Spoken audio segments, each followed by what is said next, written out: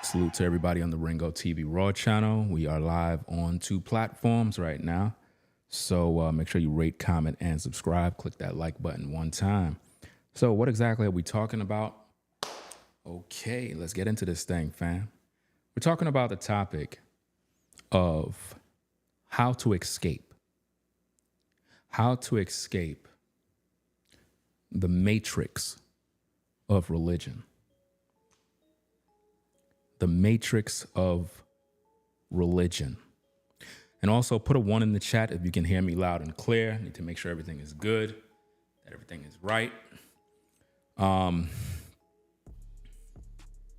got to talk about this particular topic because a lot of you out there are suffering.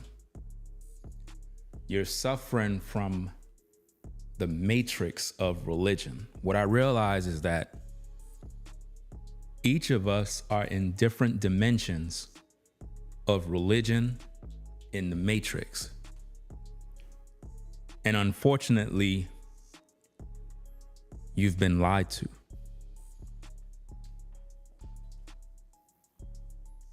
That's right. You've all been lied to. And I got to reveal the truth. And it's going to mess up your mind when I tell you this.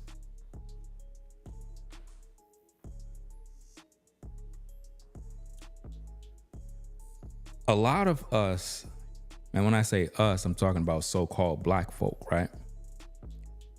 We love doom, gloom, fear. We feed off of this. It's like, why is it that everything with our people, when it comes from religion, it's always fear-based?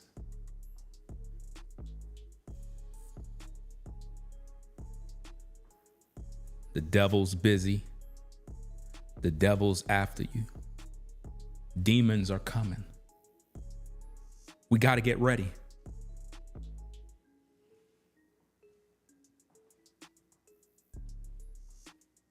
While you're doing all of that, the other nations are living their life.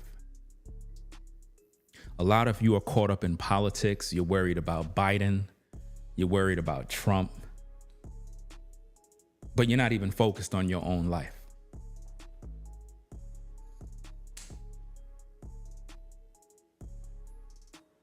You're caught up in the matrix of religion. You're caught up in the bondage of religion. Now, I'm going to say something that's going to mess y'all up. You ready? Put a 1 in the chat if you're ready. Because I don't think you're ready. I don't think you're ready.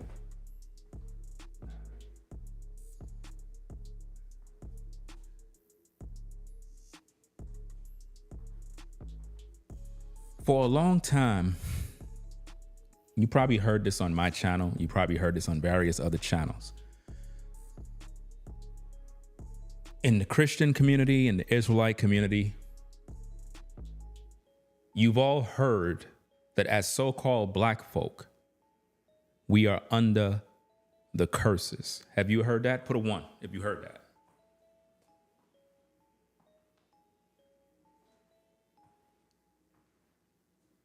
You've been lied to. You've been lied to.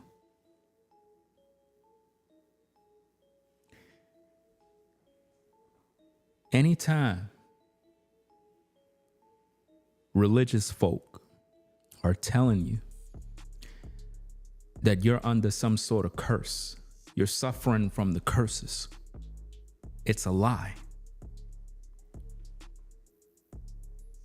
It's a lie. Because if we're all suffering from some sort of curses, right? Then there's nothing you can do.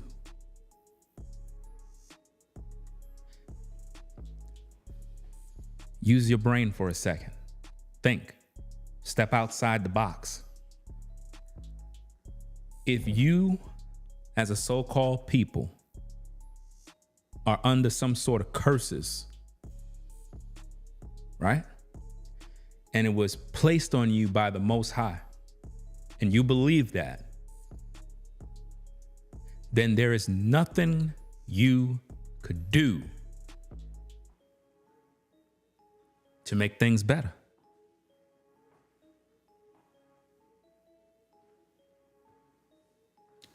Last time I checked, there's a blessing and then there's a curse. Those that follow the Most High, the Bible says, will be blessed. Those that don't will be cursed. So how could we all be under the curses?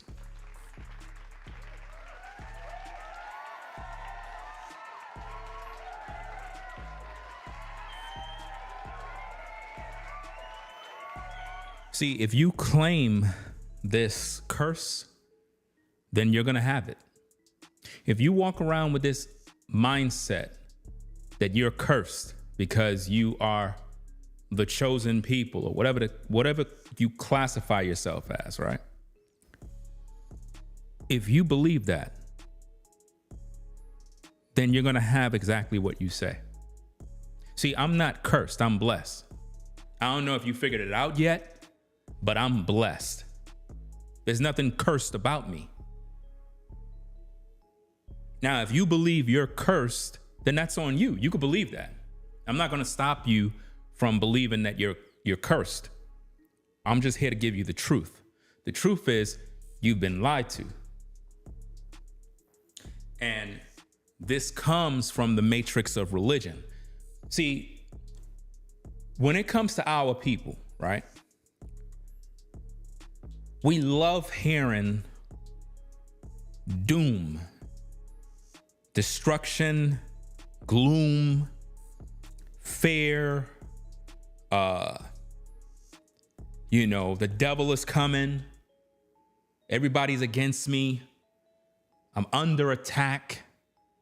No, you're delusional. You're crazy. If you wake up every morning thinking about everybody's trying to get you, you're crazy. You're paranoid. Something's wrong with you. If you're being bombarded with messages of fear, what's coming, the end, we're all doomed, there's no escape, you're not going to be able to live your life, man. I'm sorry, but you're not going to be able to live your life if you're constantly being fed doom, gloom, fear, misery, pain. The devil is busy. Everybody's coming against me. Who got time for that kind of stress? When I get up in the morning, I'm not worried about nothing. I'm not worried about no devil. I'm not worried about no damn demon. I'm not worrying about none of this nonsense. I don't care about what's going on in politics. I don't care about what some damn president is doing. I don't care about none of that stuff because I got to live my life. And see, when you're caught up in the matrix of religion, religion is what's keeping you back. The way religion is able to profit off of you is it got to make you depend on it to help you get through your preconceived problems. In other words, if religion can convince you that the devil is after you, if religion can convince you that doom and gloom is on its way, then religion can now convince you that you need it to help you get through. And that's how religion is able to profit off of people that are not intellectually smart to understand that you're literally being played. See, back in the day when I was in the Christian church, we're talking about way back in 95. Back in 95, all the way up to about somewhere around 2000, 2005, somewhere around there. Because once I got into YouTube in 2006, that's when I started to expose Christianity and so forth.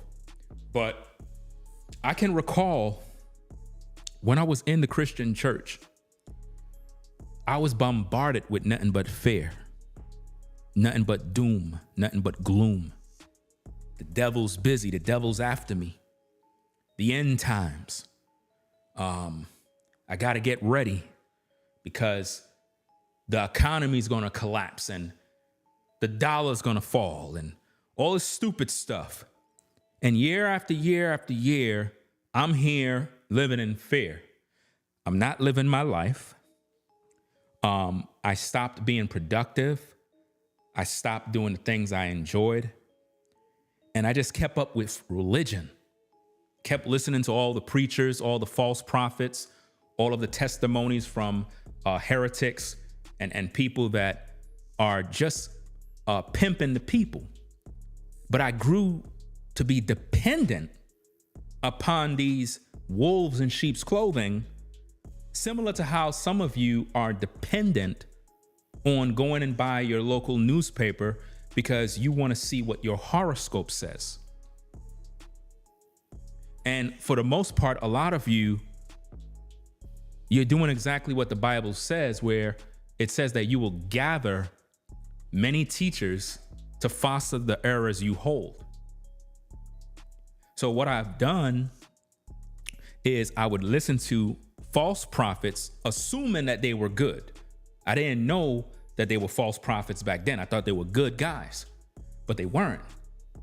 They were wolves. And the way they had control over my mind is through religion. Through religion, they were able to infiltrate my thoughts with fear. They would tell me that the rapture is going to come. So you got to get ready because Jesus is going to break through the clouds and he's going to take only those people that were good. So you would live in constant fear of the rapture. Every day you're expecting that today's the day. You hear lightning and thunder. You think today's must be the day. So you're no longer living your life. You're no longer going out and having fun and taking a walk, riding a bike, focusing on your talents. You're not doing none of that. Instead, you're living in fear. Preachers would tell you the economy is going to crash. False prophets would tell you, you got to stock up on water. You got to buy gold and silver. You got to do all these different things. So now you're doing all of this stuff out of fear. You claim you're with God. You claim you're in prayer. But you're doing all of the things you do out of fear. Out of the fact that someone told you. If they would have never told you, you wouldn't even know. And this is the power of suggestion. If I could get you to believe a lie, I can profit off of you.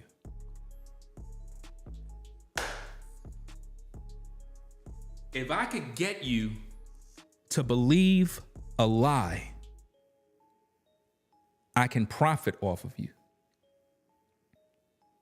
If I can convince you that next year the economy is going to fall, and I could keep preaching that to you over and over, I'll have all of you under my control. That's the gospel of the matrix of religion. That's how it works. They feed you lies.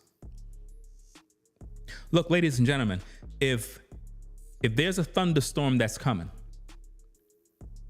right? And the weatherman says there's going to be a thunderstorm next week.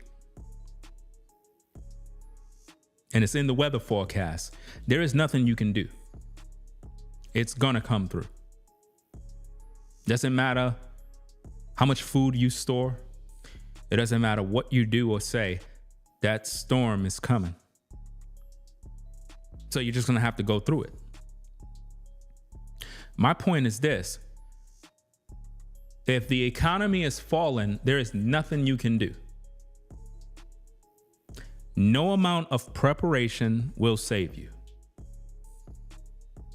Do you understand that? That's what doom and gloom does.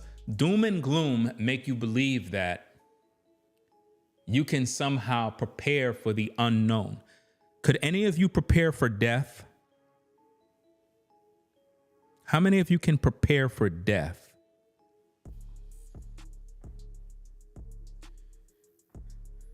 If the Most High came down in a burning bush and said, tomorrow you're going to die, can you prepare for that?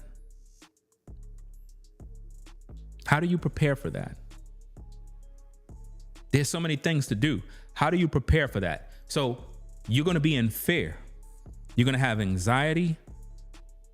You're going to be stressed. And that is what religion does for you. Religion keeps you stressed. Religion keeps you worrying about things you have no control over. See, we're going to all die. Well, you know this already. You have this knowledge. You're going to die one day. So we all know that there is a day and a time in which we're no longer going to be here. I don't got no control over that. I cannot stop that. When something is inevitable, there's nothing you can do. Do you understand? There's nothing you can do. So between now and then, I still got to live my life. Even though it is known that death is going to visit us all one day, we still got to live our life. We still got things that we got to do. But I'm not going to live in fear of, oh, you know, we're all going to die. Maybe I'm going to die tomorrow. I don't really care. I don't have no control over that. So I got to live my life right now. And for most of you, you're not living your life. You're not. You're constantly worrying about tomorrow. You're constantly worrying about what's going to happen next week. Some of you watch videos over and over. You're going to lose your job. Oh, what are you going to do?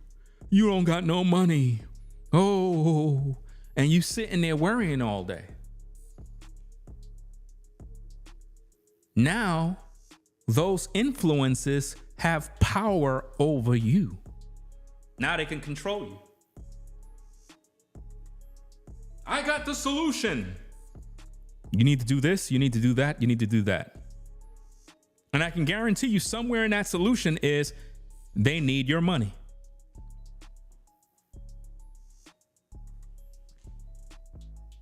Hello? In every solution from the matrix of religion, I need your money. They're selling you doom and gloom, but they need your money. How? If we're going to all go through this struggle, if we're going to all suffer, if the economy is falling, how you still need my money when everything ain't going to be there to spend it? Because you got played. That's the matrix of religion. I'm trying to show you how to escape this. You got to live your life.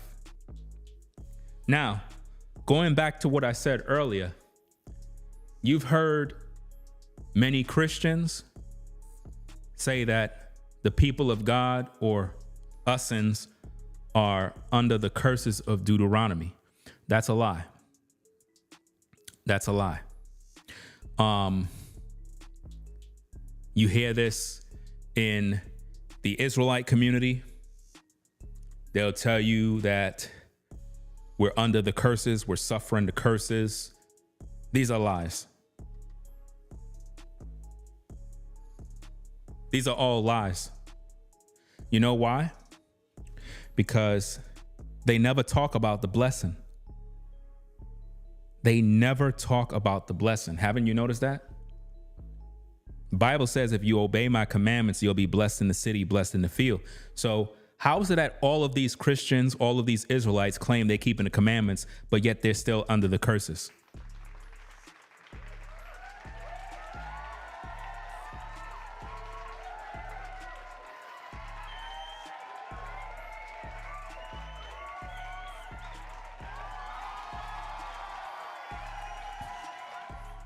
You've been lied to.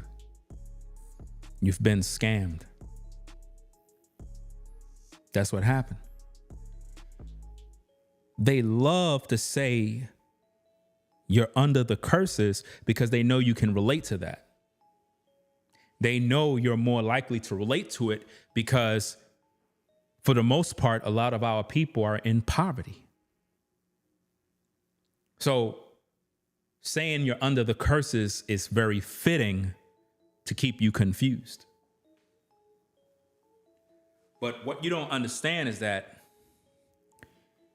being blessed is not just about materials.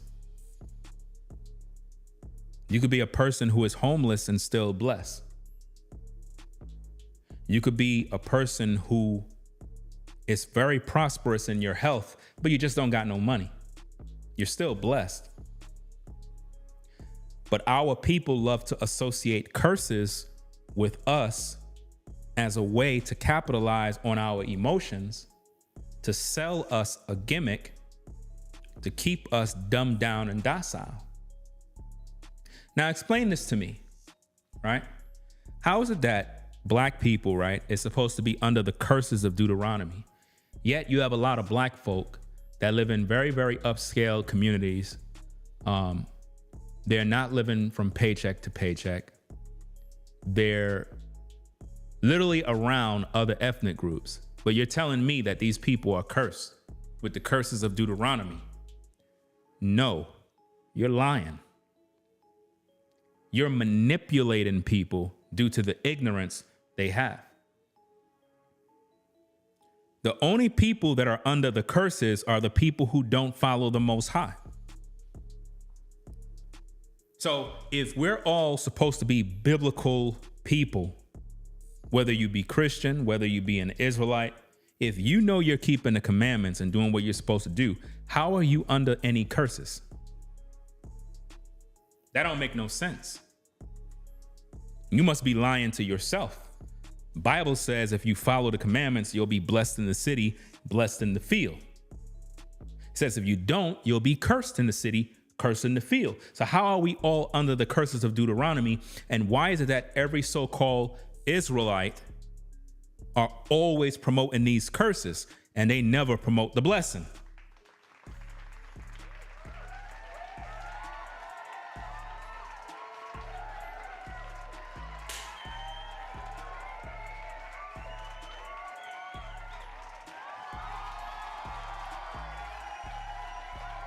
Because they want to control you. There's power in controlling you.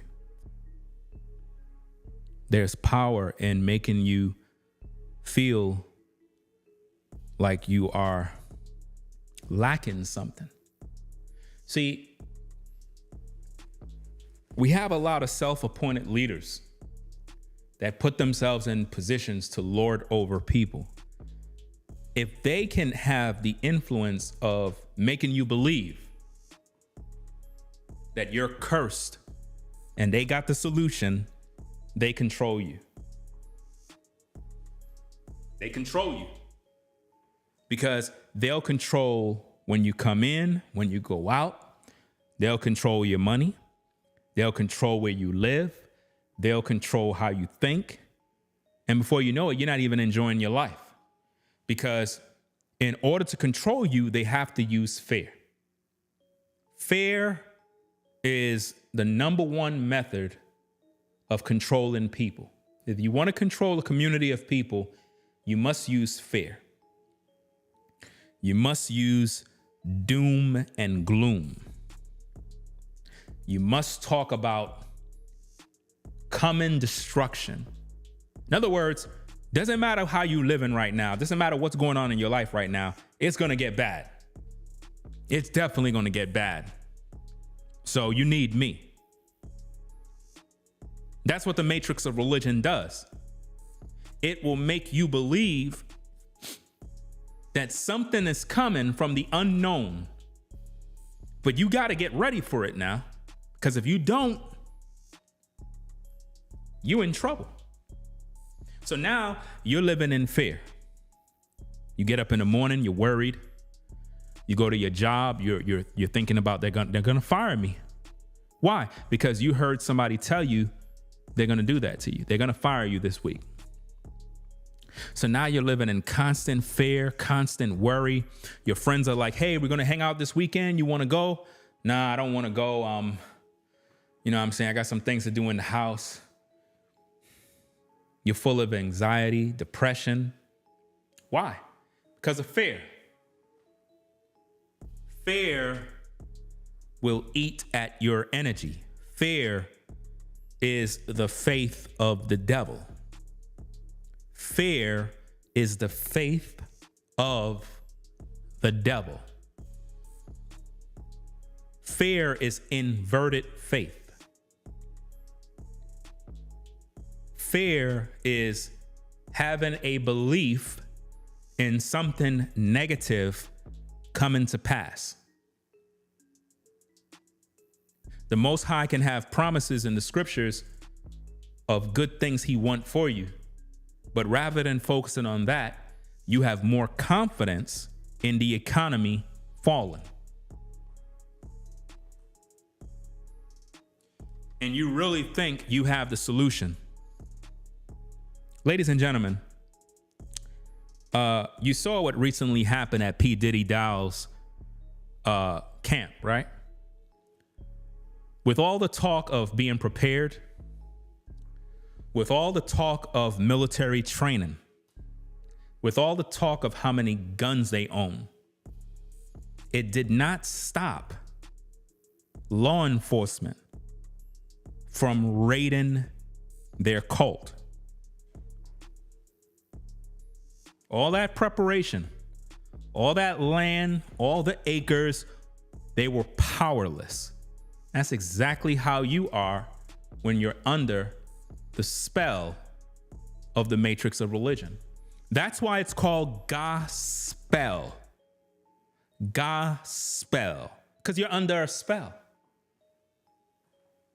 Now, you've been taught the word gospel mean good news, but when you really think about it, gossip, gospel, what you're hearing are lies. Bochinche, gossip, gossip. You sip on wine, you get drunk. When you're under a spell, someone control you. They cast a spell on you. But how did they? They use words. Gossip, words, spell. So they use words to place you under a spell. So when they say you're under a curse, they're the ones putting the curse on you. And that's why you're under the control of that gospel, of the matrix. In every state, each of you are living in your own personal prison that religion placed you in. Because you refuse to think outside the box and think for yourself. See, I understand more than ever that our people are not under any curse. No, we're not. It makes no sense. You're following the Most High. You're supposed to be the chosen people, but you're under a curse but the Most High trying to make you blessed. I mean, that makes no sense. If you are following the Most High to the best of your abilities, if you are keeping his commandments to the best of your abilities, if you are not associated with darkness to the best of your abilities, how could you tell me that you're cursed?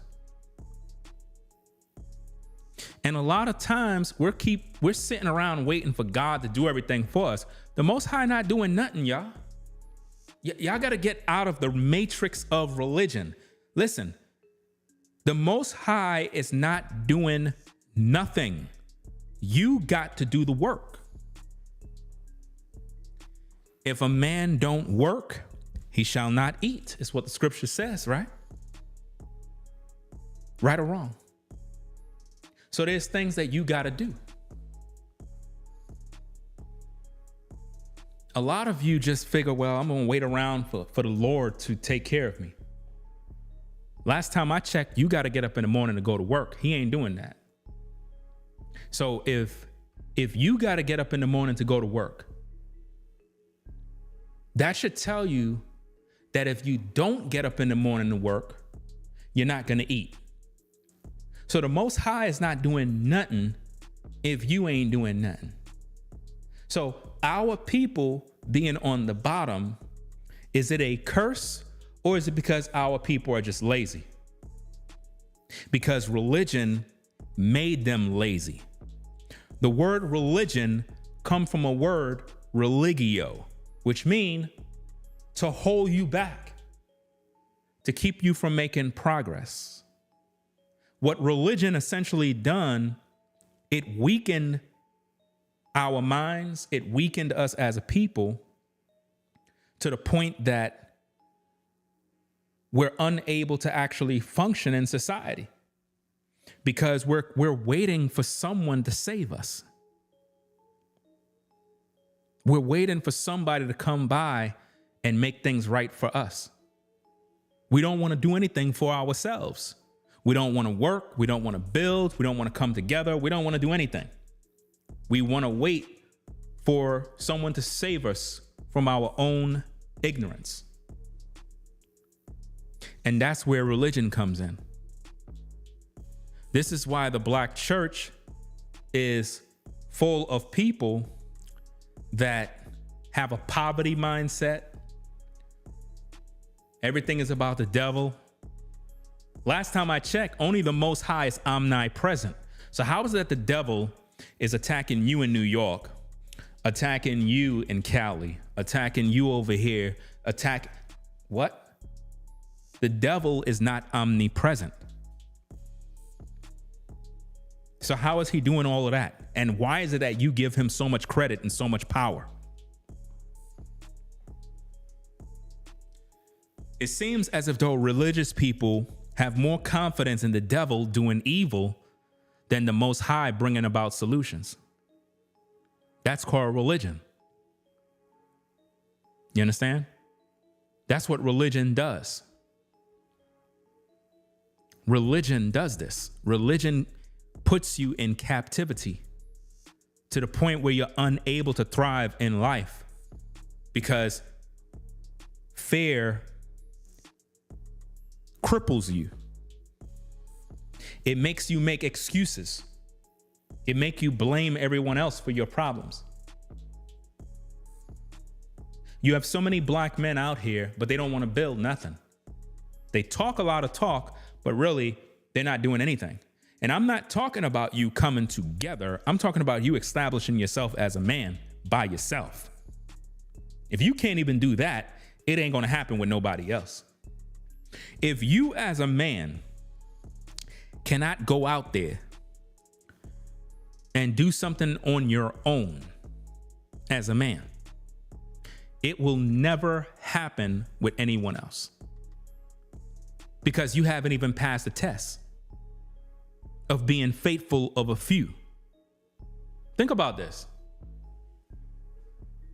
If you're a black man and you're living at home with your mom and you can't go out there and get your own crib, do your own thing, get your credit right, get your money in order, make some moves and establish yourself, You cannot work with anyone else to build anything. Nothing will work because you yourself haven't even made the moves yet to establish yourself. You don't even know what it's like to make moves and make sacrifices. You don't have the experience of being responsible for anything.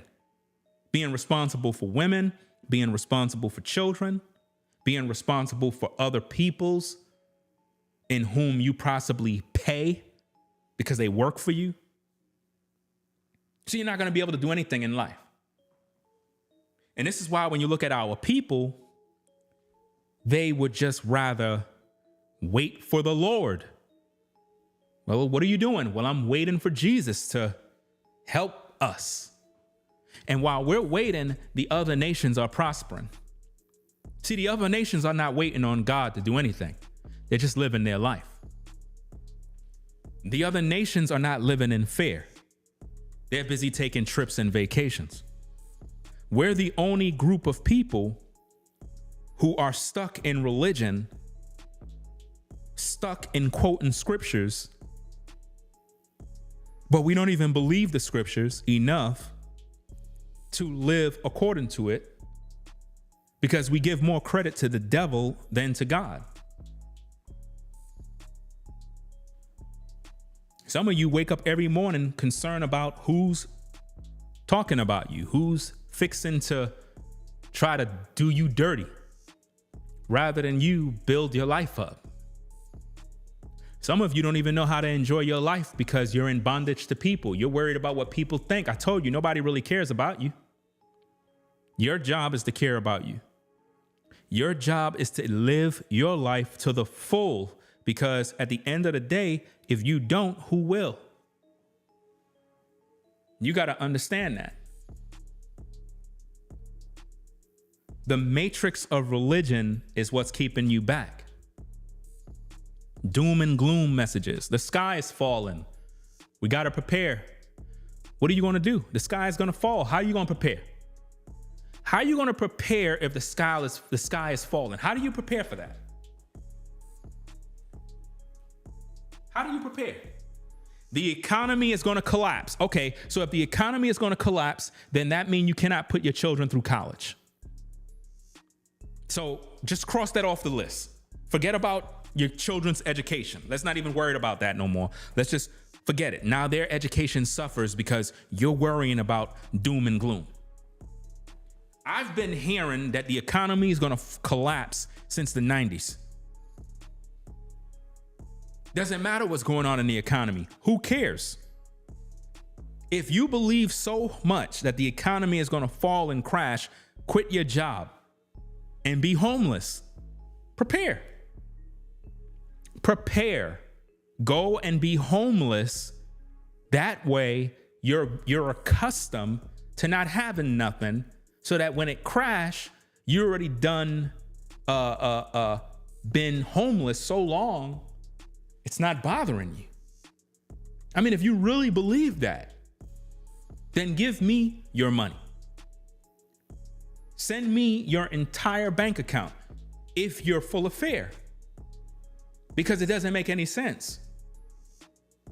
This is why when I was in the Christian church, I had to leave, because all I was hearing was death, fear, worry, and it produced anxiety. It produced fear, stress. And I wasn't able to enjoy my life because I was constantly being concerned with future events that were not even here yet, because I believed a lie. You know, you got lunatics on social media. Somebody had sent me a video of somebody just talking a whole bunch of garbage. And, you know, to whoever that person is, I hope you read my DM message and stop wasting your time listening to that mess, because it is very toxic to sit around and constantly listen to someone feed you fear, anxiety, stress, doom, gloom, fear. Those are the kind of things you need to stay away from. If you're trying to excel in life, you need to hear something positive. You need to hear something that's going to uplift your spirit, giving you confidence to get through. But I cannot help you if I'm constantly telling you the devil is attacking you.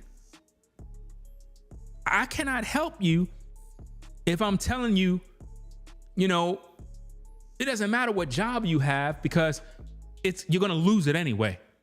You're going to be homeless soon. That's not going to help you. That's called doom and gloom. That's not helping nobody. You can't prepare for that. It's those kind of messages that keep people in bondage. I know what I'm talking about.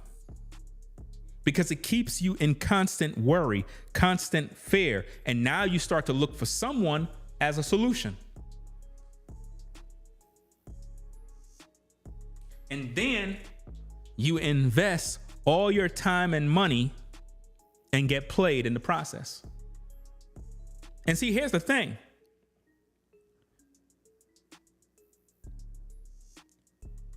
If you could save yourself from impending destruction, why don't you? And why the world isn't doing that? Why the world isn't worrying about the things you worry about? Because I'm going to tell you straight up, only in America do people fall victim to the matrix of religion. In other countries, they don't think about this nonsense. They just live their life. It's only here that we are bombarded with influences and voices constantly brainwashing us with fear. Oh, Biden this and Trump that. Fam, I don't care about politics. I don't care about none of that. You know why? Because the Most High don't care about that. None of that stuff is helping me. I don't care about none of that stuff. I don't care about what the polls are saying. I don't care about no debates between none of these people. I don't care about none of that. What concerns me is what's going on in my house. And that's what you should be focused on. What's going on in your house? And how you can fix what's going on in your house. That's what you should be concerned with. Your situation, not somebody else's situation, your situation.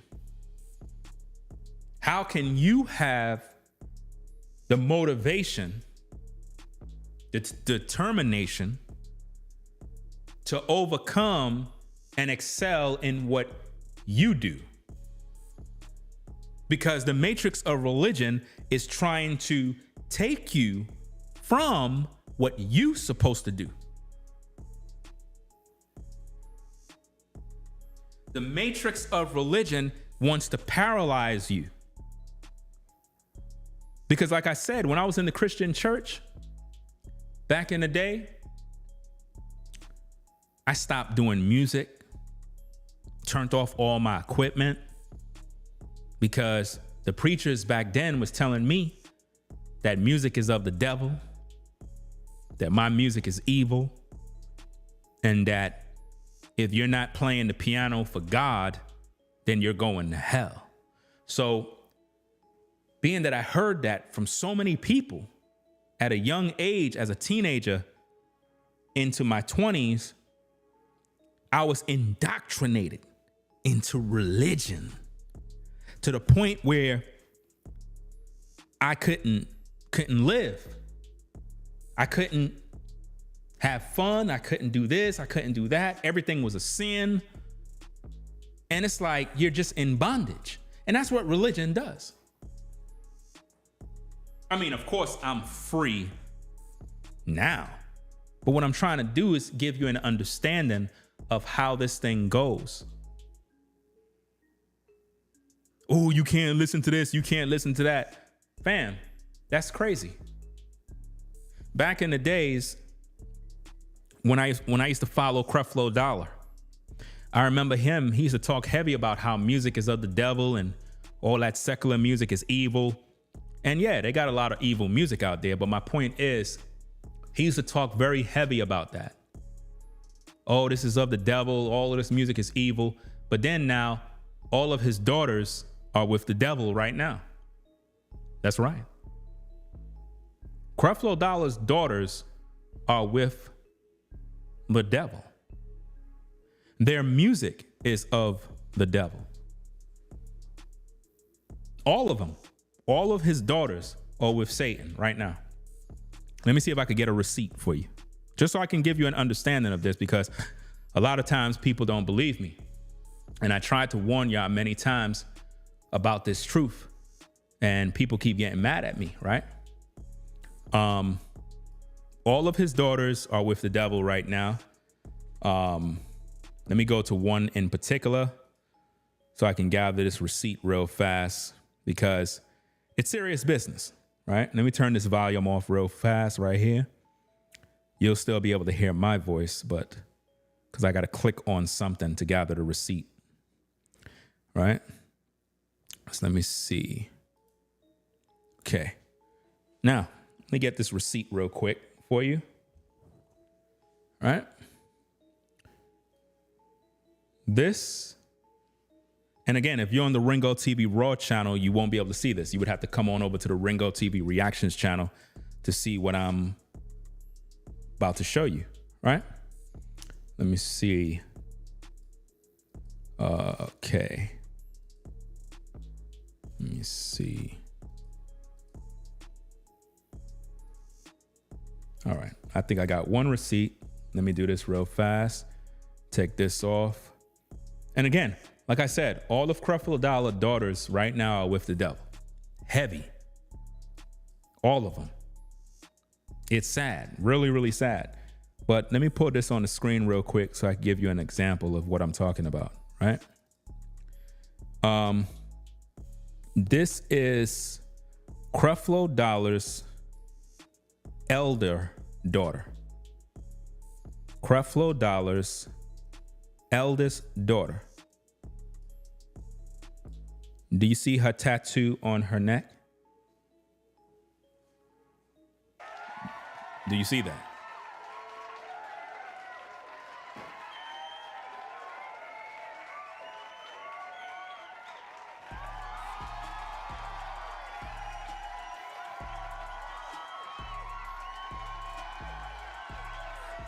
That's Creflo Dollar's eldest daughter. That's right. I believe her name is Jordan. That's his elder daughter. She have a tattoo of the all-seeing eye on her neck with the pyramid. Now, if that doesn't speak volumes of what's going on in today's day, especially with these churches, I don't know what else to tell you, gang. But this is how serious it is. So when you listen to people like Creflo Dollar thinking that these are men of God, no, they're not. They're men of the devil. Because all of his children are with the devil. You see the rainbow hair clips? The rainbow hair clips, y'all. You know what that mean, right? The Rainbow Coalition. That's what it represents. And just in case you didn't know, Creflo Dollar's daughters indulge in the rainbow. That's right. These are facts. I'm not making this up. They do. They indulge in the rainbow. I'm speaking in code. I'm sure you understand what I'm talking about. Very, very serious issues. So what I'm trying to get you to understand is that the matrix of religion does this. Churches do this. All of these pastors, all of their kids are with Satan. So don't think for a minute that everybody's righteous and holy and living for God. No, they're living for the devil. You see? This is what it does to you. So again, I could go on and on I can go on and on exposing all the Creflo Dollar daughters. You know what I'm saying? But at the end of the day, it's a waste of time. You know why? Because Creflo Dollar's already dirty. Anything that comes from that tree is going to be dirty. You see what I mean? Back in the day, like I said, Creflo used to be like, yo, all music is of the devil. Now his daughters are doing the devil's music and he's okay with it. His daughters is on social media naked, guys. I would show it, but YouTube have guidelines. But if I were to go to one of his other daughters' Instagram, she's practically naked online, guys. Practically naked. Christian daughter of Creflo Dollar. Naked online. That's right. That's what religion does. It's bull crap.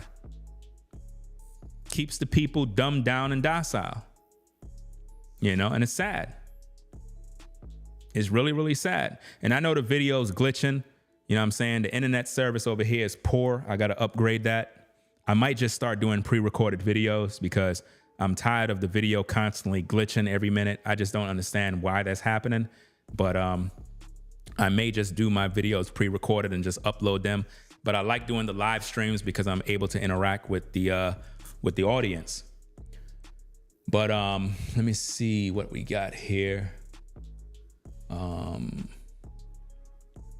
Okay.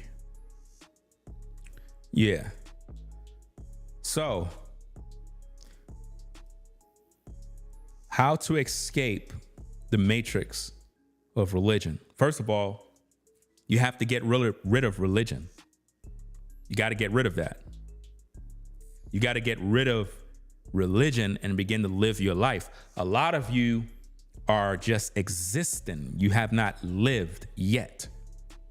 You're existing in a matrix that you believe is your life, your reality, but it's a simulation that you created from religion and the influences you got.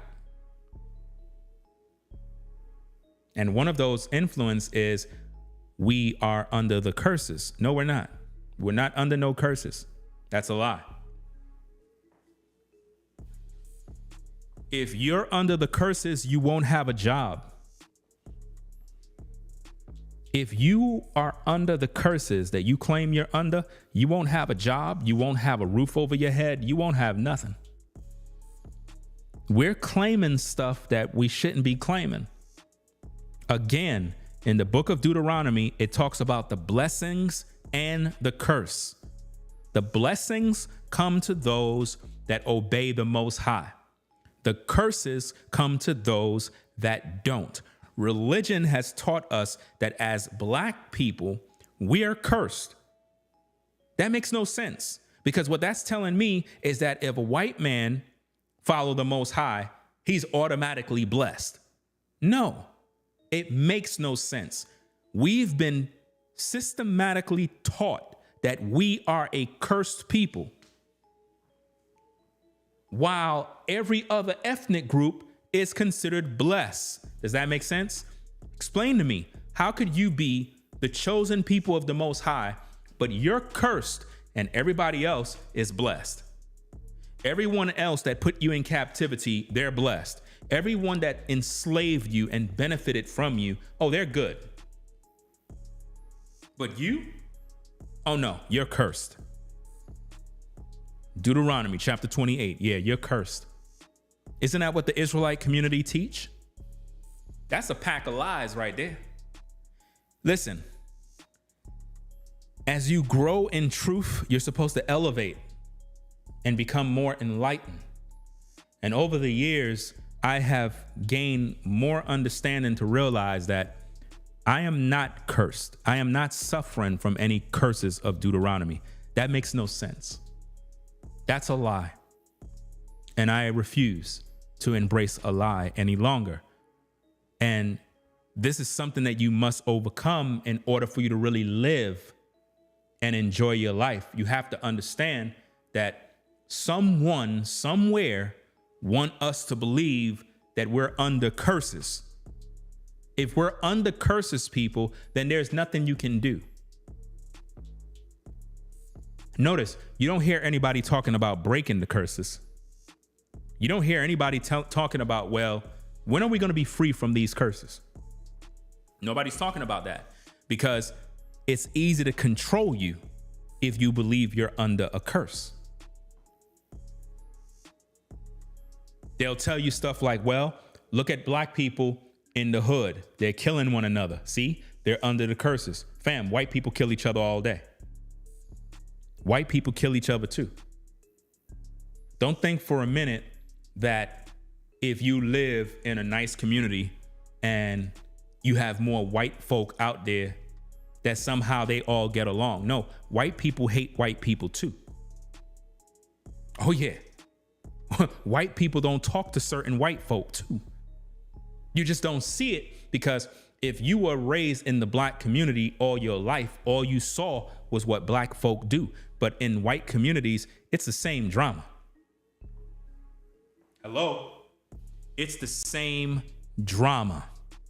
You got white neighbors that don't like their white neighbors right there because they mad because their child threw a ball and it went on their yard and they're pissed because it hit their car. So now they beefing. You see what I mean? It's a lot of issues that go on. Don't ever think for a split second that we're the only group of people that got issues and drama. No. You got Karens in the white community that constantly harass everybody. You just don't see it because you live in the black community. See? The other day I told you, I went to the fast food joint. I saw a white lady cursing out another white lady at the local McDonald's or whatever the case is. And I was like, oh, okay. Wow. Look at here, look at here. See? So they got their issues too. But see, for the most part, what we've been taught is that, hey, black on black crime, see, those are the curses. So hold up. Black on black crime mean that we're under the curses, but yet white folk are going to other nations, killing women and children and bombing people and doing all sorts of atrocities all over the world. But we're under the curses? No. Everybody got their issues. They just magnify ours to convince us that something's mentally wrong with us. There's nothing wrong with us. What's wrong with the black community is poverty. When people are under poverty, people are going to do crime. That's just the way it works. If we take away your job, if we take away your ability to take care of your family, you will resort to crime in order to survive. So when you look at predominantly black communities where there's a lot of crime, a lot of violence, it's not to justify the violence. It's not to say, well, it's okay. No, it's not okay. But my point is, poverty creates violence. Poverty creates this dysfunction. When people are unable to understand how to fend for themselves and produce and create, they can only resort to crime. But the truth of the matter is, all ethnic groups resort to crime. Lawyers commit crimes every day. Judges commit crimes all day. Politicians commit crime all day. Think about that. I mean, isn't Trump a felon? So how is it that he is running for president? So let me get this straight. A felon can run for president and get votes and do all of this other stuff. But if a black man is a felon, he can't get nothing. Make it make sense.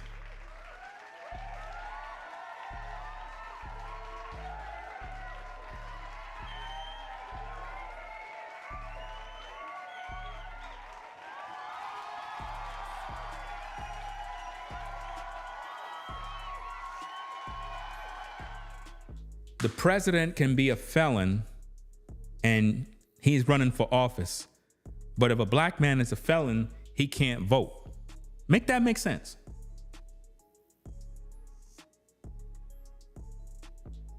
Black man a felon, he can't vote. Trump a felon, but he could run for office.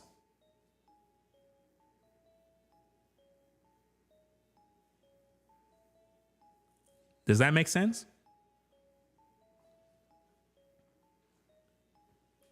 We like to hear stuff like, you're being oppressed. Oppressed in what way? How are you being oppressed? Nobody's oppressing me. Nobody's oppressing me.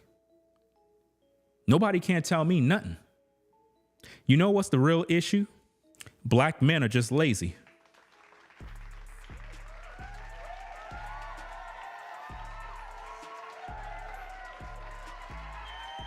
Nobody's oppressing you. You're lazy. You're not following the laws. You're committing crimes. That's it.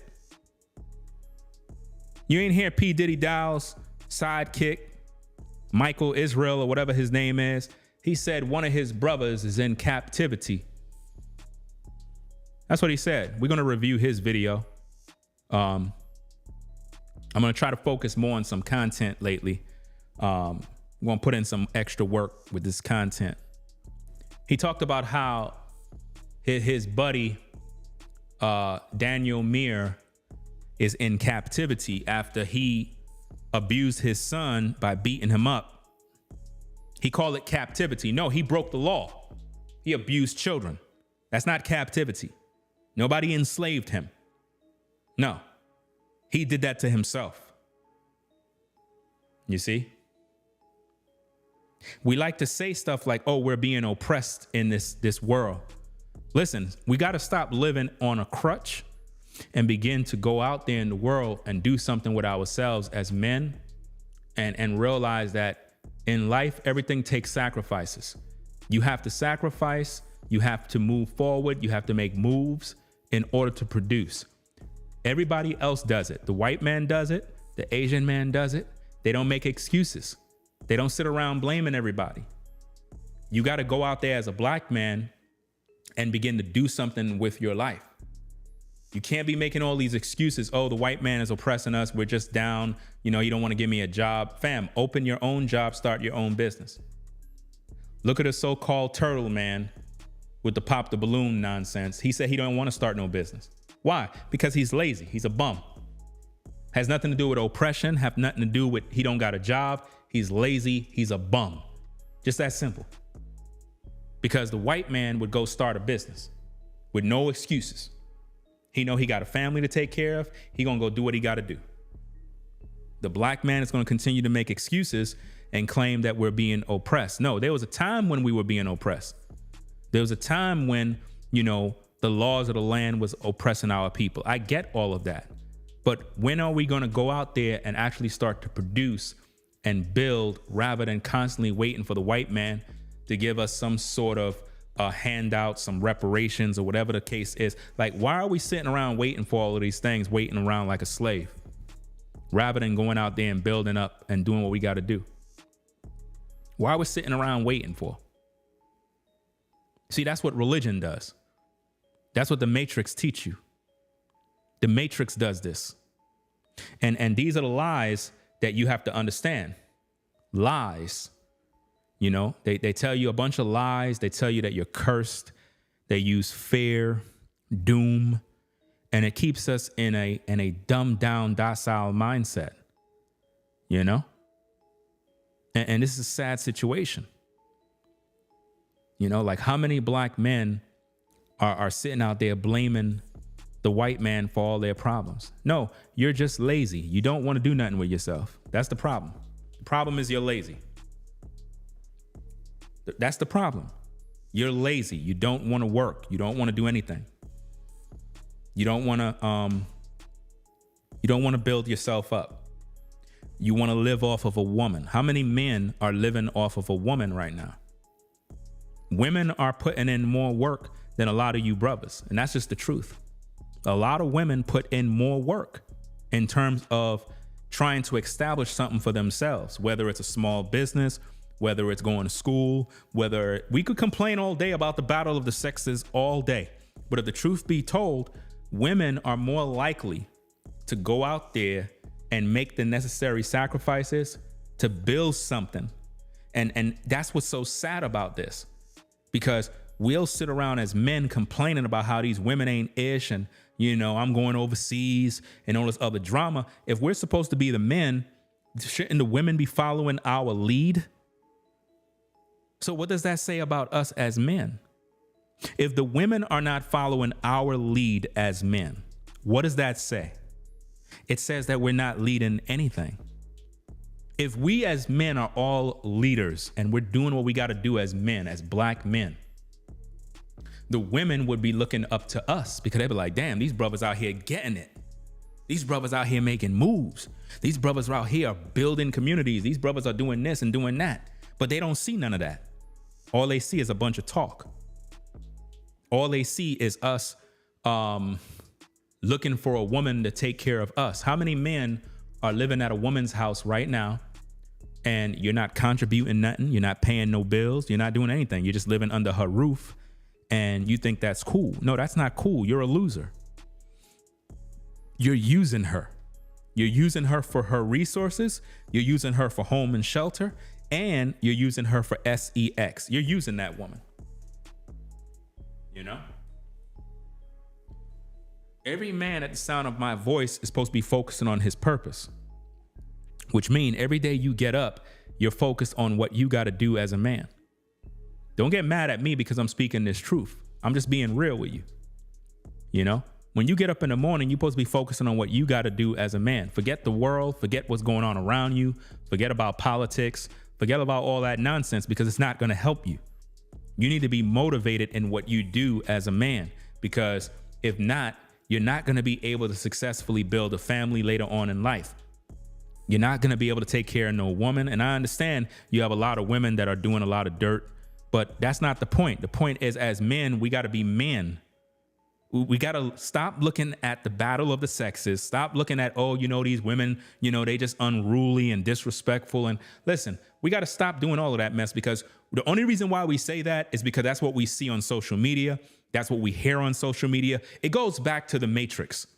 If we keep hearing that black women are this, black women are that, black women are this, we'll just think all black women are the same. No different than when black women hear about men issues, they think all of us brothers are dogs. We're just deadbeat dads and we're just losers and bums and don't want to do nothing. That's because social media, once again, influence the population to think a certain way. So now what we have, trauma, drama, anxiety. We don't want to be around each other. We don't trust one another. We just rather be by ourselves. And that's why we can't build family. Because that part of the matrix keep us divided. See? So like religion keeps us divided. Social media and the things they teach can also keep us divided from building family. There is a lot of black women out there that are decent women. They're just not out there. Like I told you 1,000 times, guys, you have a lot of decent women that go to school, go to work, and go straight home. They don't go nowhere. You better listen. You better listen well. The decent women don't go nowhere. They live very boring lives. I'm just being honest with you. It's very boring. And when I say boring, I don't mean that they're boring. What I'm saying is they just go to school, go to work, go home, chill, repeat. Then every now and then, she might go to the mall, get some clothes, go to the salon, go to Miss Chin, whatever the case is, and it's back to the same life. She's not out there. Just like you got brothers out here, they just go to work, they go home, they chill. It is what it is. But when you see these women on the gram posting pictures all day, that's fantasy. That's not real life. That's not real life. That's a business that she's running to keep the likes, to keep the views, to keep thirsty men coming in, clicking that button, sending her DMs and cash apps, and going to her lonely fans. That's part of the matrix. There's different dimensions in the matrix, different levels of slavery that most people are being oppressed by. That's why you have to escape. You have to escape the matrix of religion, the matrix of social media. It's bondage. It's bitter bondage, because it'll make you think that the world is a certain way when it's not really that way. That's just your reality based on the simulation you're living in. Because in the movie The Matrix, Neo can jump in and out of different dimensions and appear and be in a whole different environment, a different time. And it could be peaceful 1 minute, then it could be violent. Some of us live in violent simulations. That's what you created with your mind. Because religion cast a spell on you to produce a world around yourself that is very destructive. So you got to escape it. And the only way you can escape it is to renew your mind with positive influences. Renew your mind with something that's going to make you make better decisions to get out of that dilemma. You know? Let me see what's going on with the chat. Okay.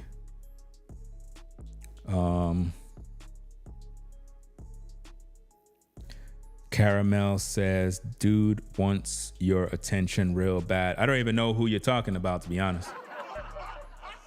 I don't even know who's the dude you're talking about. I'm not even, like I said, remember what I just said earlier. I don't worry about none of that. I don't think about none of that. I'm not focused on none of that because it's a waste of time. As you can see, I'm not even addressing nobody because I don't really care. None of that stuff is benefiting me. That's the matrix of religion. Some people are so indoctrinated in their religion that when you challenge their religion, when you give them a different understanding, they'll fight to keep their belief. It's just like in the Matrix, where Morpheus was talking about the woman in the red dress that was distracting Neo. And he said how people in the Matrix will fight to keep their lifestyle. That's how it is in religion. Listen, religion is very serious, you know. For a lot of people, religion is their life. They'll die for it. There's people out there that would argue you till kingdom come about their religious beliefs. And they really wholeheartedly believe this stuff. You know? My thing that I'm trying to make you understand is this. If you're a believer and you claim that you're following God, right? How could you be following the God of Abraham, Isaac, and Jacob all this time and still believe that you're under a curse? Make that make sense. How could you be following the God of Abraham, Isaac, and Jacob? You claim you keep the commandments, but you also believe that you're under a curse. You believe that the devil is busy and he's out to get you. Really? I doubt the devil is even interested in you, because how can you be a threat to the kingdom of darkness when you don't got nothing going on in your life? How can you be a threat to Lucifer when you're not doing nothing with your life? Nothing.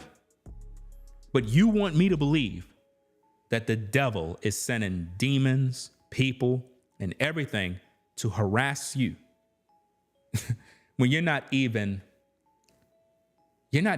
nothing that is stopping his purpose. And this happens a lot on social media. You folks get gassed up into believing that you are doing great and mighty works when you're really not doing anything. So somebody will gas you up and be like, well, you know, a lot of you, when you come around people, they get nervous. How? How they get nervous and why? Why would anybody get nervous when you come around? You ain't doing nothing. See, it gasses you up and it makes you believe that you're doing something when you're really not doing anything. The only people that would get nervous when you come around them is people that are out to do evil. Nervous people are nervous when they come around you because their intentions is always evil towards you. That's why they would get nervous. If I'm a positive man and I'm always doing right, there's no reason for me to come around people and they get nervous around me.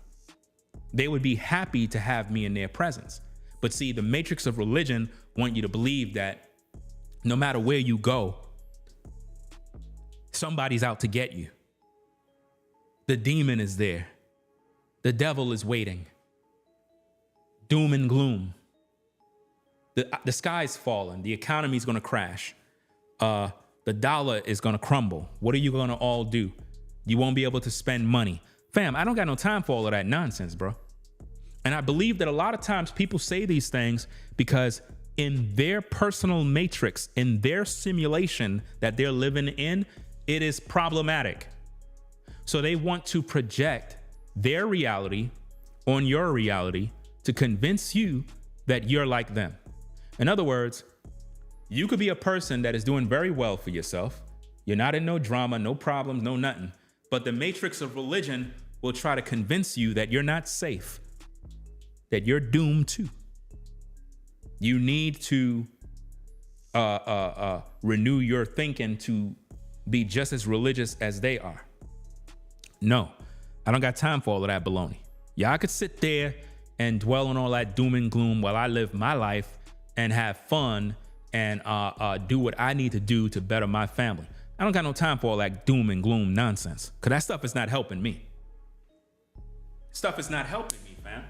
I'm too smart to waste my time with bull crap. I can see BS a mile away. And I understand. See, this is why as men, you got to really roll solo and be alone. When you have that road of Damascus experience, when you have that wilderness experience, when you're just alone and it's just you have time to reflect and understand your purpose. Well, if you're associating yourself with all your coworkers, you're at the job all day, you're talking about sports, politics, what's going on in the world, you're going to be ushered in to nothing but drama. And it's going to overpower and overwhelm you. And now you're going to be worried. You're going to be fearful. And that's something you don't want. I don't promote fear. I don't promote anxiety. I don't teach doom and gloom. I don't come online telling you guys, you know, the economy is about to crash, y'all. So, you know, you got to really invest your money and save it because, you know, I don't know, man, we're not going to be able to eat much longer. So, you know, I don't got time to talk that garbage. That's garbage. That right there is garbage. You know why? Because if you understood the scriptures, it says, as long as the earth remain, seed time and harvest shall not cease. So as long as there's an earth, there's going to be no lack. Do you understand me? Doom and gloom is the gospel of the devil. Doom and gloom only come from people with no hope. They have no hope, so they don't want you to have any hope. People that are down and out will always preach a gospel of death and destruction because that's all they know. If people have no money in their pocket, they will start to preach on how everybody else is not going to have nothing pretty soon. Why? Because they're struggling. They're struggling. So they want you to struggle. Misery loves company. This is why you got to roll solo to understand what I'm saying. It's very, very important, y'all. Very, very important. This is serious business. You know? Let's see what we got.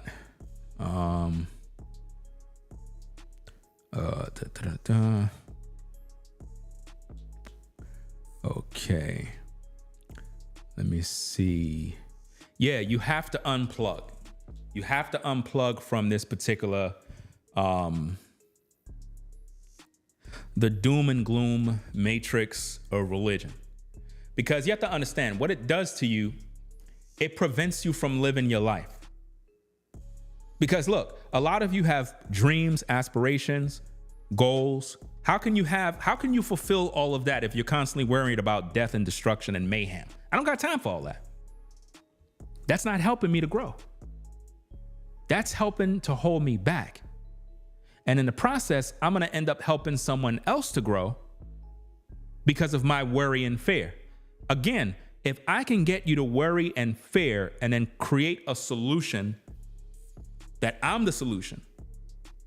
In other words, doom and gloom is coming to the world, but you need to invest in me. That's the only way you're going to be saved. You just got played because I thought you follow the Most High. Wait a minute. I thought you follow the Most High. Shouldn't the Most High give you the wisdom of how to sustain yourself? So if I conjured up a scheme of giving you doom and gloom and then told you I'm the solution, you need to invest in me to survive. Nobody else will be able to survive unless you be with me. That's the only way you're going to survive now. There's no other way. That's doom and gloom. That's the gospel of Satan. Because how is it as a man you can't survive on your own? Please explain that to me. Again, when P. Diddy Dial's camp got raided, with all the guns, with all the military training, it couldn't stop what was inevitable. Just the other day, P. Diddy Dial posted a video, we're going to review that later on today, of a white man that was talking about his experience being a slave at Straightway, where he was said to have been given $50 allowance a month, right? That's all he get to take care of him and his family, $50 a month. And he's so proud of this, right? That's what doom and gloom gospel does. When you're dependent upon another man, that they would give you a $50 allowance. Imagine a grown man with a family is getting a $50 allowance a month. And he's dependent upon P. Diddy Dial for dear life. He's in a video talking about, well, we get Netflix, we get this, we got an Xbox. I can go down to the pool room and watch videos. And I'm sitting there shaking my head like, bro, you literally just said you get Netflix? Really? Well, you know, the ministry takes care of this. The ministry provides Pampers. The ministry provide diapers. Really? This is crazy, man. But that's what happens when you live under the matrix of religion. You depend on religion to take care of you. You depend on people with influence to take care of everything that you do. And it's crazy, man. You know, I don't know what's going on with this internet, bro. This internet is garbage, bro. Like, seriously, I got to really talk with the service provider because I did not experience none of this when I was in New York. It's like, it's just going bonkers, man. It's freezing up. It's glitching. It's you know, it's just bad. It really is bad. I don't like it. And I can always just do pre-recorded videos and upload them and I won't have no issues. But it's just bad service at the end of the day. Really, really bad service. It's just in the red. It's probably going to end up shutting off on me. You know, I want to try something real quick. Let me see if I could do this. I'm going to shut down the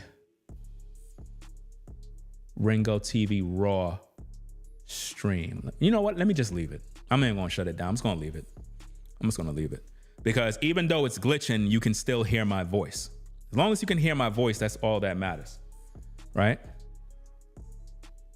As long as you can hear my voice, that's all that matters. That was another thing that I didn't consider.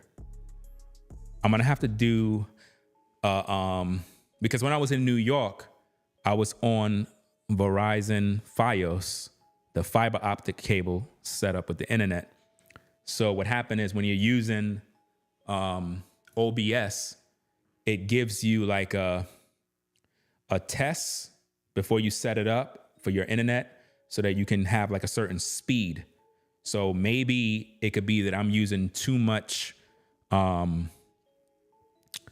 guess the bit rate or whatever the case is for the stream is probably too high on the streaming software, and it needs to be lower in order for everything to run smooth. That could be one of the issues due to the poor quality internet service. It could be that. Because remember, when you are in North Carolina, it's probably totally different than New York. I know it's totally different. New York's internet service is great. At least for what I had, right? But I'll leave the other stream open. Let me see. As long as you can hear me, that's all that matters, right? Somebody said, Ringo, call AT&T Monday and see if they have service where you live. We have major internet issues and it's always fine. So you say an AT&T got, you said mine is fiber optic. I'm gonna do some research on it. It's just that I'm mad busy with getting the new house together and stuff like that. So I don't really have time to be on the phone with all these folks. But all of those kinks are gonna get taken care of little by little because I like doing my live streams and I cannot stand all of that glitching. It's not good for business and it's just not good overall, especially for a person like me who focus highly on quality. Let me see. Yeah, I'm trying to get the some sort of fiber optic service because that is normally the best. You know what I mean? And I don't really care how much it costs. I'll pay whatever it is because internet service is the most important thing in my line of work, right? So getting back to the topic, again, even if it's glitching, you know, it is what it is. There's nothing I can do about the lagging, so stop complaining about lagging. There's nothing I can do about that, right? As long as you can hear me, that's all that matters. So getting back to the point, how to escape the matrix of religion is you have to stop allowing people to indoctrinate you with fear. Fear is the faith of the devil.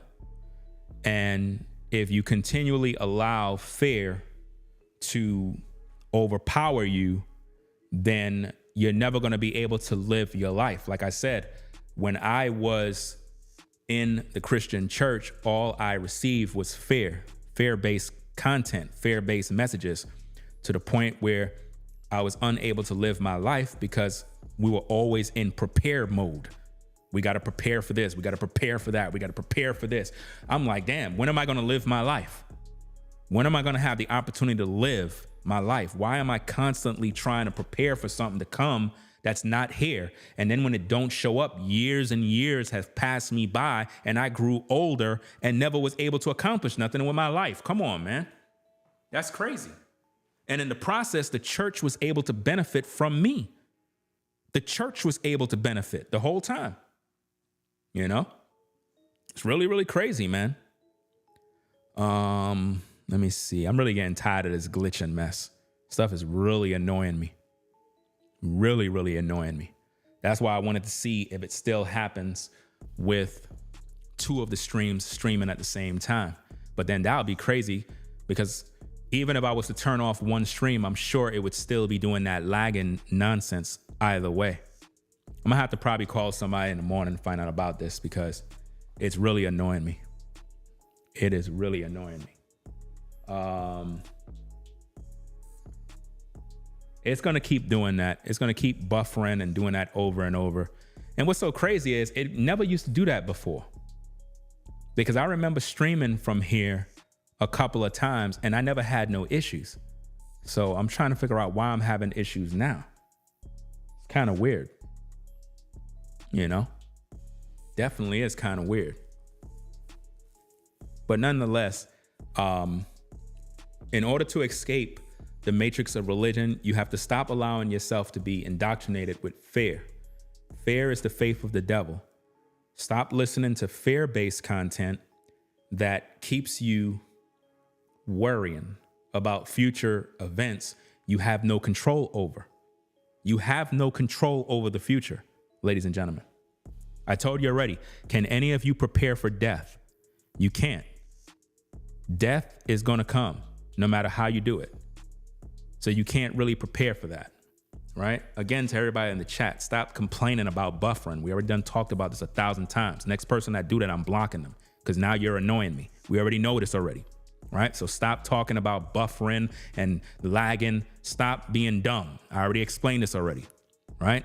So again, moving forward, when it comes to this issue, you have to stop listening to influences that is brainwashing you into fear, making you worry about stuff you have no control over. You know, there's nothing you can do. You cannot save or prepare yourself for the inevitable. You can't. And why is it that you're not dependent on the Most High? Instead, you're dependent on man. Why? Why is it that you're not dependent on the Most High? Instead, you're dependent on man to give you that solution. And why is it that when the solution comes from man, it's always a monetary thing, but in the end, you don't really benefit? That's the gospel of the matrix of religion. And that's exactly what I've been through in the church. That's why I don't trust no church. All of these churches are out here just trying to pimp the people. All of them. None of them are focused on the truth. You know? None of them are trying to help the people to really overcome. They just want to keep you in bondage to control you, control your thoughts, control your mind. Doom and gloom. The devil is after you. You know, the world is going to crash. The economy is going to fall. Fam, if you really feel that way, quit your job. Quit your job. Go in the streets and live homeless because you're going to die anyway if you feel that way. It's crazy when I see stuff like this all the time. I'm like, fam, do you realize how crazy that sounds? I don't got no time to be thinking like that, fam. That's why when it comes to people and hanging around people, I cannot hang around doom and gloom. I can't hang around that mess, bro. That stuff is discouraging, man. The only thing I need to be hearing about is prosperity and life, health and healing. I don't want to hear about no doom and gloom. Economy's falling. If the economy is falling, might as well I quit YouTube. Might as well I quit any endeavors I have. Might as well I stop my plans. Might as well I just stop everything and just go and die. It makes no sense. That's not motivating nobody. That's not helping nobody. Because if you constantly listen to that poison, it's not going to make you work harder. And this is why, as Black people, we stay on the bottom, because religion and the matrix of religion have constantly made us cripple-minded so that we're no longer focused on building anything for ourselves. We just rather sit back and wait for a welfare check, waiting for the government to give us something, waiting for somebody to give us some sort of food or whatever the case is. I don't got time for all that mess. You know? I don't got no time for that garbage, bro.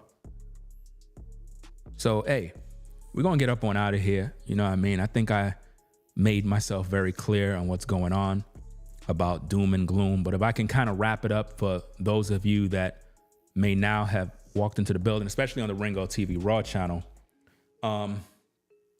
Doom, gloom, fear is a gospel from Satan.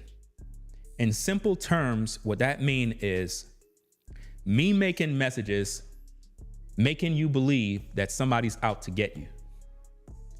The devil is busy, giving you fear, producing anxiety in your heart. Everybody at your job is looking at you. Everybody's trying to get you. You're the most wanted. Demons are after you. Demons are coming to kill you. The economy is going to fall. That's fear-based content. That's not helping nobody. That's actually producing fear, anxiety. You're not going to want to live. It's going to make you depressed. It's going to make you go drink. It's going to make you live a wild life because you're going to figure, well, it don't make no sense. I try to live because, you know, what's the point of trying to have a family with a woman if the economy is going to fall? So it don't make no sense I have any children. So when you listen to content or get any sort of influences like that, it's going to really derail your life. And you're going to be miserable. Trust me, you're going to be miserable. You're not going to want to do nothing productive, bro. Nothing. We as men are supposed to be working towards our goals every day. You know? We're supposed to be working towards our goals every day. Everything on social media, everything in the real world is a distraction. Women is a distraction. Women is one of the biggest distractions for all of us men because we're men. So obviously we're going to want a woman. Naturally, we're going to want a woman. Just seeing a beautiful woman is going to make a man go crazy. But to be honest, it's a distraction. It distracts you from making money. It distracts you from making goals. It distracts you from getting in shape. It distracts you from hitting the gym, cleaning your house. It distracts you from everything. If you could just take women out of your mind as a man, right? I'm not telling you to be on some funny boy business. What I'm trying to show you is if you understand these principles, it will allow you to really develop yourself. If you just take women out of the equation, right? I'm not thinking about no women. I'm not trying to holler at no women. I'm focusing on this goal that I'm trying to build, right? And you just focus on that, right? You're going to see progress. But now if you bring the women in, it's going to become a distraction. And I'm not saying that as a man, you cannot have a woman or you can't have no relationship. That's not what I'm saying. What I'm saying is a lot of times as men, we're focused only on, ooh, I'm trying to get a shorty. Ooh, I'm trying to talk to this woman. Bro, when are you going to fix yourself up? Because that very same shorty you trying to talk to, oh, she lives in a nice condo. She just bought a nice house. She just bought a car. She's living pretty good. You have a lot of women at the sound of my voice. They got their own house, whether they own the house, rent the house. It doesn't really matter. She lives in a nice house. She's driving a nice car. She's doing pretty well for herself. So by the time you run into her, she got herself all established, but you don't got nothing going on for yourself. And I hate to make it sound like everything is about materialistic type stuff, but let's just be real. You know, as men, we focus too much on trying to get with women, and we haven't even established ourselves as men. We haven't even built nothing for ourselves. We haven't accomplished none of our goals because we're being distracted by women. You're on the gram, you're on OnlyFans, you're in some woman's inbox, but you're not building anything for yourself.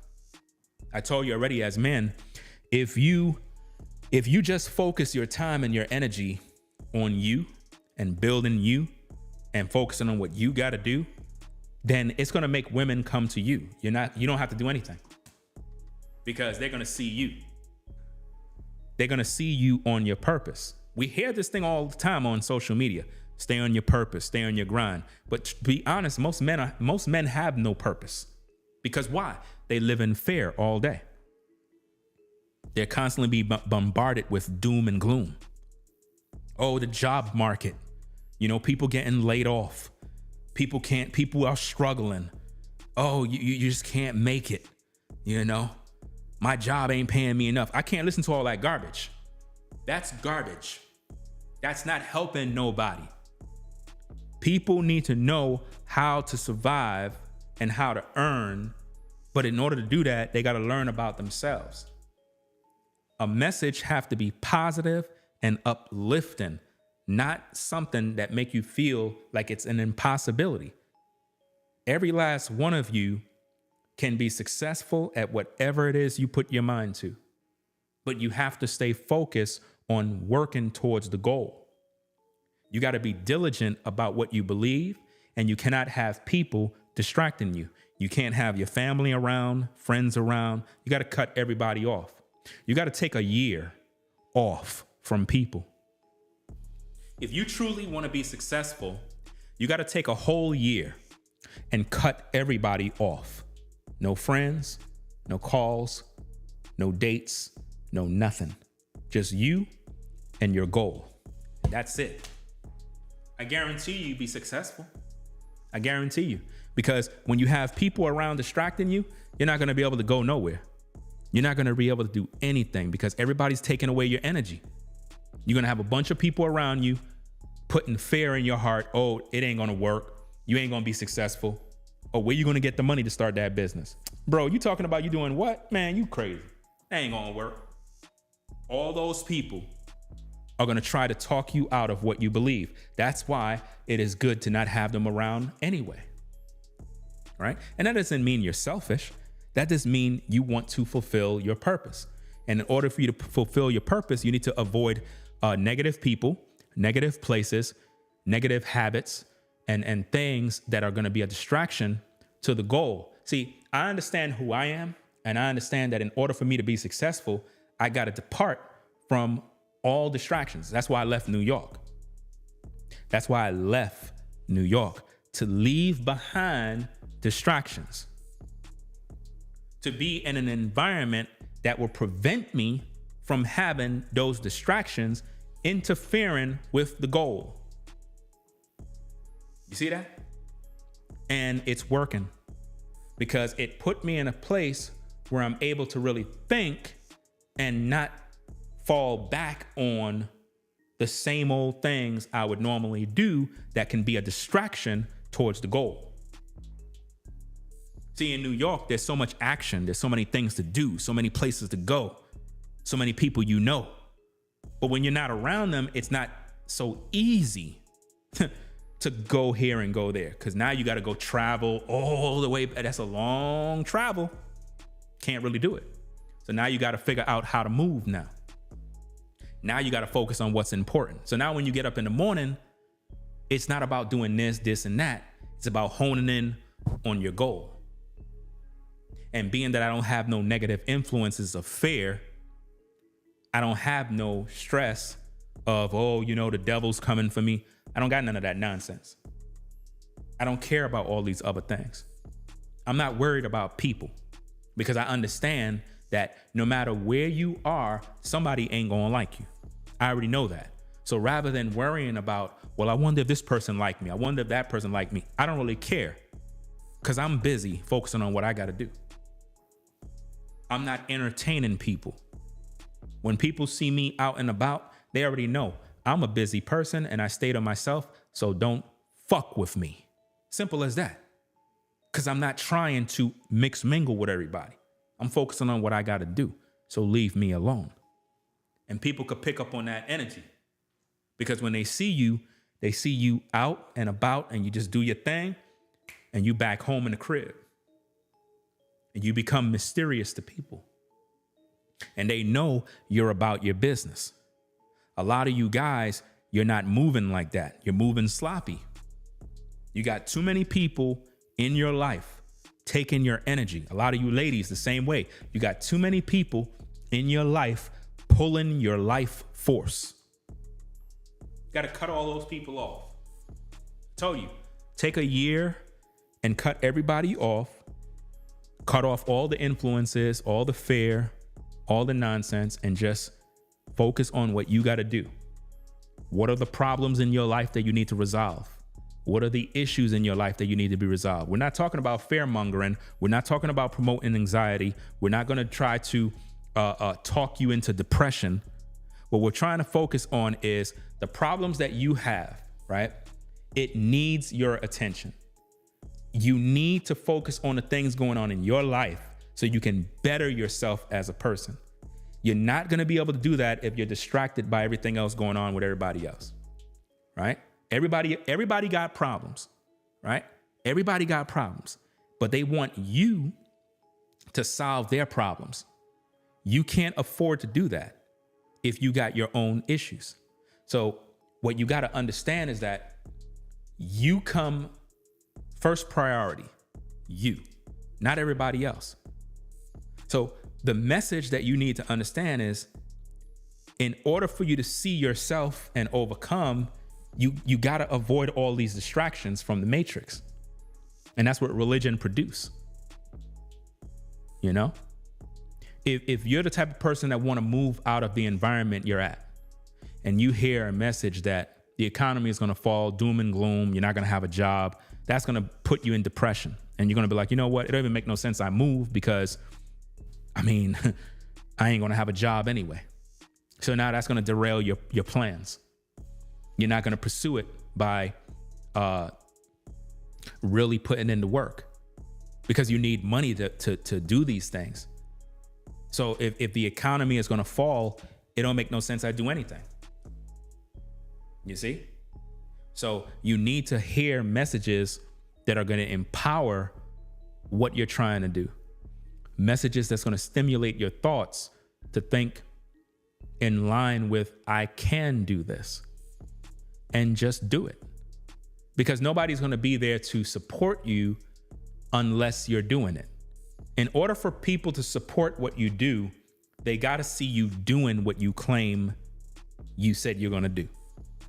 That's when people are going to come. They're not going to come when you're in the process of trying to do it, because they're going to talk you out of it. Remember how people are now. Their job is to talk you out of all your goals. Their job is to doubt you. Their job is to make you feel like you're not going to make it. This is what they're going to do all day. That's why I say you don't want them around you, because they're going to discourage you. What you want to do is focus on your grind, focus on your business, focus on your education, whatever it is that you do as a person. And you want to stay with that until it develops roots. Like when you plant something in the ground and develop roots and now it starts to grow. Once people see the results, now they're like, okay, this person is serious. This person is really doing it. This person is not just talking. Now I'm going to support them. Now they're willing to support you. Why? Because they see that you put in the work. They see that you put in the sacrifices. You use your energy the right way.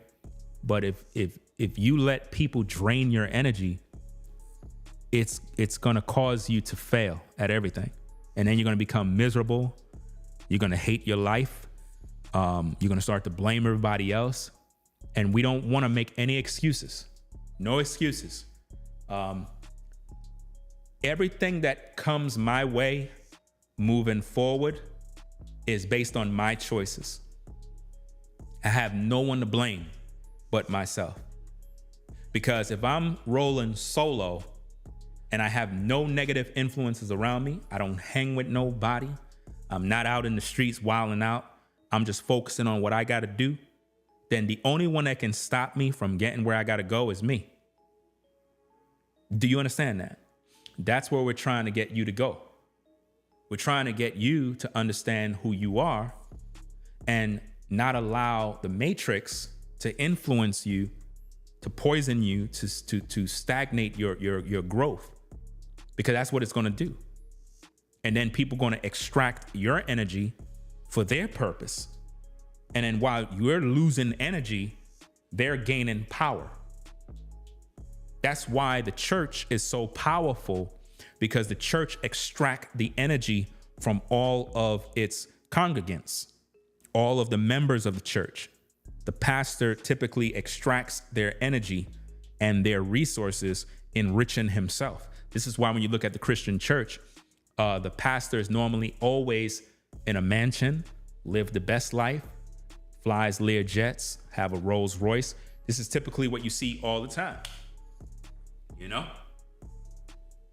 Because he's living off the people. That's what he's doing.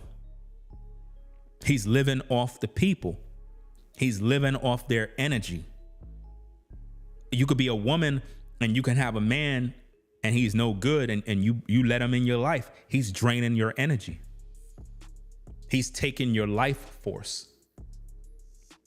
The more you hang around that guy, the more he's draining your life force, because his intentions wasn't really to build anything with you long term. He just saw you as a placeholder to get him to the next level. And this is why rolling solo is so important, because a lot of times people will try to use you as a, how can I say, as a stepping stone to get to the next level. In other words, you're just a step. This is why when you're a man and you get with a woman with a pile of kids, she wants you to be a step daddy. Not because she loves you, not because she want to have children for you. She want you to be a stepping stone for her kids to get to the next level.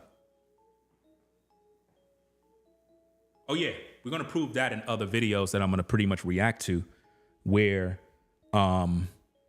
there's a very, very dangerous thing, get into dating relationships with women that typically have children, because when you get with them, they normally don't want to produce any more children. They normally don't. When you get with a woman who's a single mom, I'm not saying single moms are bad. What I'm saying is, if you're a single mom, right, and you know you don't want no more children, right? Stop saying you want a relationship. Just say you want a fuck buddy. Just say that. I'll respect that. You understand? I got to keep it real with you. I got to keep it raw. You know what I mean? Because if you know as a woman, you're not trying to have no kids for a brother, right? Then the best thing to say is, look, I'm looking for a man that you can pretty much be with to have sex. That's it. Just say that. Say that's what you want. You just want a man to put heavy meat inside of you deep. And you're looking for a man that he just want that.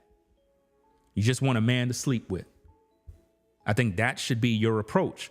That way, there's no misunderstanding. So now you'll have the wrong kind of man in your life. Think about that. Think about what I just said right there. You'll have the wrong kind of man in your life. Because why? If you know as a woman, you don't want to produce no more children, but you want a relationship. Think about how that sounds. That sounds crazy, you know, because a man is supposed to be fruitful and multiply. So if you're not going to produce no children for me, then we're basically F buddies at this point. So while I'm with you, I'm going to still have me another woman. You do understand that, right? So you can't be on this monogamous stuff like, oh, you cheating on me. Woman, sit down, please. Please go sit down. You just said you don't want to produce no kids for me. So I'm going to produce those kids with another woman. Me and you could still kick it. Because remember, all you wanted was pipe. All you wanted was for me to pipe you down. So don't complain. That's all I'm saying.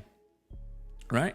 So, I have to make myself clear, because a lot of times women get upset and they be like, well, you putting down the single mothers and all this other stuff. Fam, I'm not the one who lay down with all these dudes producing all these kids and never end up married. That's you. You did that. You did this yourself. You made those choices. You got to live with it now. Can't be blaming me for the fact that you had all these kids, and now that you got them, now you want me to be a sucker and take care of your kids. I'm not doing that. That's not my job. My job is not to take care of another man's kids. The one you go to take care of your kids is your baby daddy. Respectfully, you go to him, you go to the courts, you do what you got to do so that he's taking care of them kids, right? If you know you don't want no more kids, but you still wanted to kick it with me, then just let me know you want heavy meat. Just say, look, Ringo, I like you. I'm not really trying to have no kids. So maybe if you wanted kids, that's not really what I want. I just want you to lay pipe and, you could come through. We can kind of kick it, have fun. And that's pretty much it. You go on with whatever other woman you're dealing with, but I just want you to come through, lay pipe, and we have some sort of relationship like that. Okay, cool. That'll be the arrangement. But don't say you want a relationship if you're not producing children. Don't say you want a marriage if you know you're not producing children, because it makes no sense.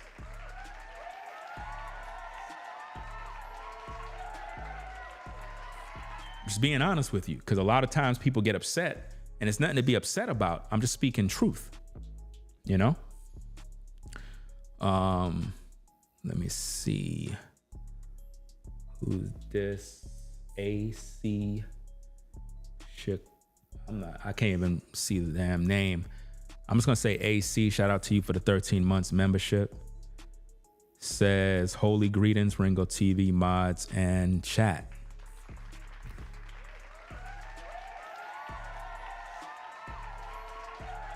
Again, people, doom and gloom is going to cause depression. Doom and gloom causes depression. Doom and gloom will produce worry, anxiety. You don't need that. You don't need that. It's going to hurt your spirit. It's going to break you down. You need messages that's going to uplift you, messages that's going to encourage you, messages that is going to make you believe in yourself that you can accomplish your goals. Doom and gloom will make you give up on everything in life. What's the point of hitting the gym if the economy is going to fall and there's not going to be no gyms and everybody's going to be killing one another? What's the point? What's the point of trying to live? What's the point? Ain't no point. That's a terrible place to be. You know, kind of remind me of some film I'm watching on Netflix right now where you had, I think it's called The 100. I think that's what it is, where you had a couple of people, they were beamed down to earth and, you know, they're trying to survive down there and it's just doom and gloom and chaos and fighting and killing and death. And they're in the jungle trying to survive and eat. I mean, come on, man. Who in the world want to live like that, bro? Nobody don't got no time for that mess. You know? Let me see. What we got here?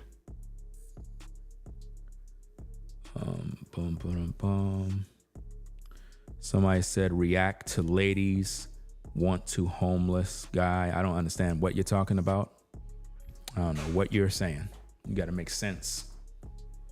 And also, I keep telling people, I am not the most high. I'm not omnipresent. I am not knowing everything in the world.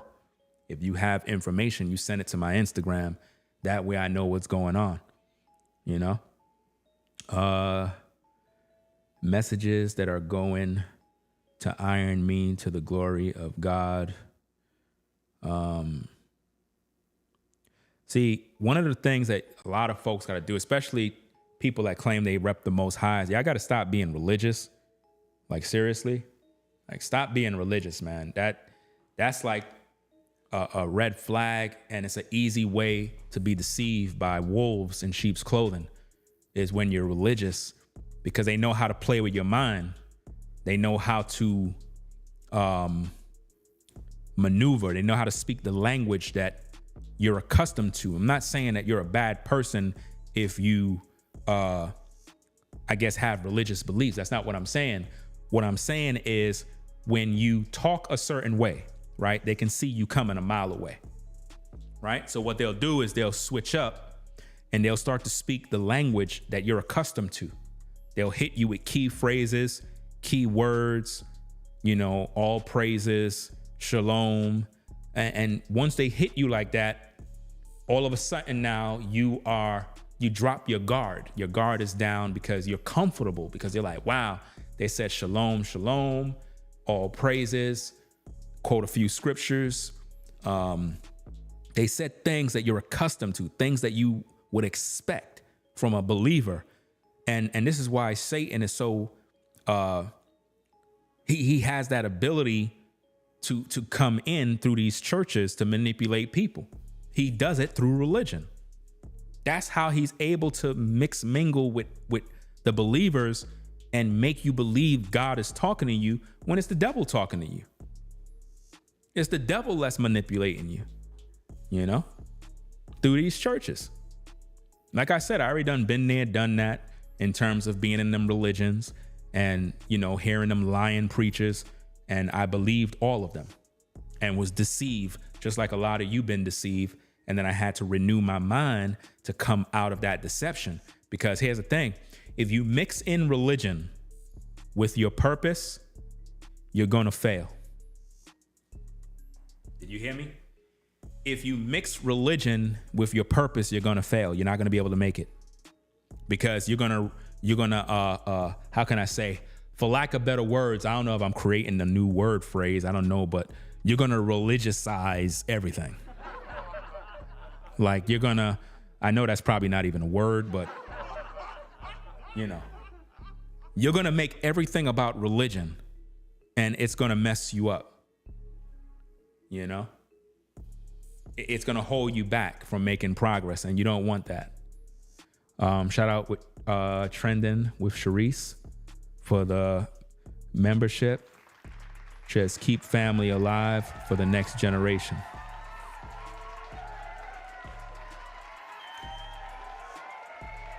You know, let me see. Dun, dun, dun, dun. People be trying to get you off topic. Yeah, that happens all the time. You know, I just try to stay on topic as much as I can, because when I do these videos have assignments. These videos are designed to influence people the correct way so that they can think. The world is not coming to an end, ladies and gentlemen. It's not. I know that's what you want to believe, because again, doom and gloom sounds nice. It's entertaining, but doom and gloom is not going to help you have peace of heart. It's not. The world is not coming to an end next week, next year. It's not happening. The economy is not falling. You know what I mean? As long as the earth remain, seed time and harvest shall not cease. We have to stop with doom and gloom, because I'm going to tell you something. And then I'm going to be very, very frank with you, right? The reason why doom and gloom is so bad is because when you preach doom and gloom, and let's just say the economy fell, everybody's coming to kill you. Because if you make yourself a target as the source of salvation, people are coming to kill you, to take everything you got, because you put yourself out there. And this is why doom and gloom is not good. That's like if you see me make videos and I'm like, hey guys, I'm stockpiling this.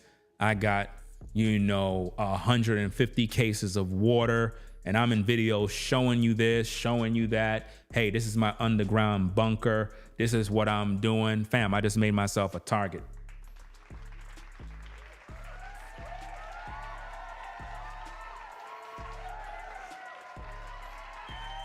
I just made myself a target by doing that, because most of you who listen to me gonna come look for me to take me out in order to get some food. See what I'm saying? You made yourself a target now, because you're telling everybody about what you got. Nobody don't supposed to know about that. Nobody don't supposed to know about anything you stockpile. Nobody don't supposed to know about your underground bunker. Nobody don't supposed to know about nothing, because it's none of their business. You know what I'm saying? It's none of their business. What you supposed to do is just do what you got to do. And the only time people know anything about you is when you allow them to know certain things. But for the most part, you keep your personal business to yourself, you know? Let me see. Somebody said the future is for those whom prepare it. But I added also to those whom believe. Let me see. I'm so glad you gave me rest assurance. The world is not going to end. No, it's not going to end, because here's the thing. Like I said, when I was in a Christian church, from 1995 all the way to about 2004, 2005, I was in bondage to the rapture coming. The world is going to end. The economy is going to fall. It doesn't make sense to try to become anything in life, because the Lord is not looking for you to be successful. He wants you to be poor.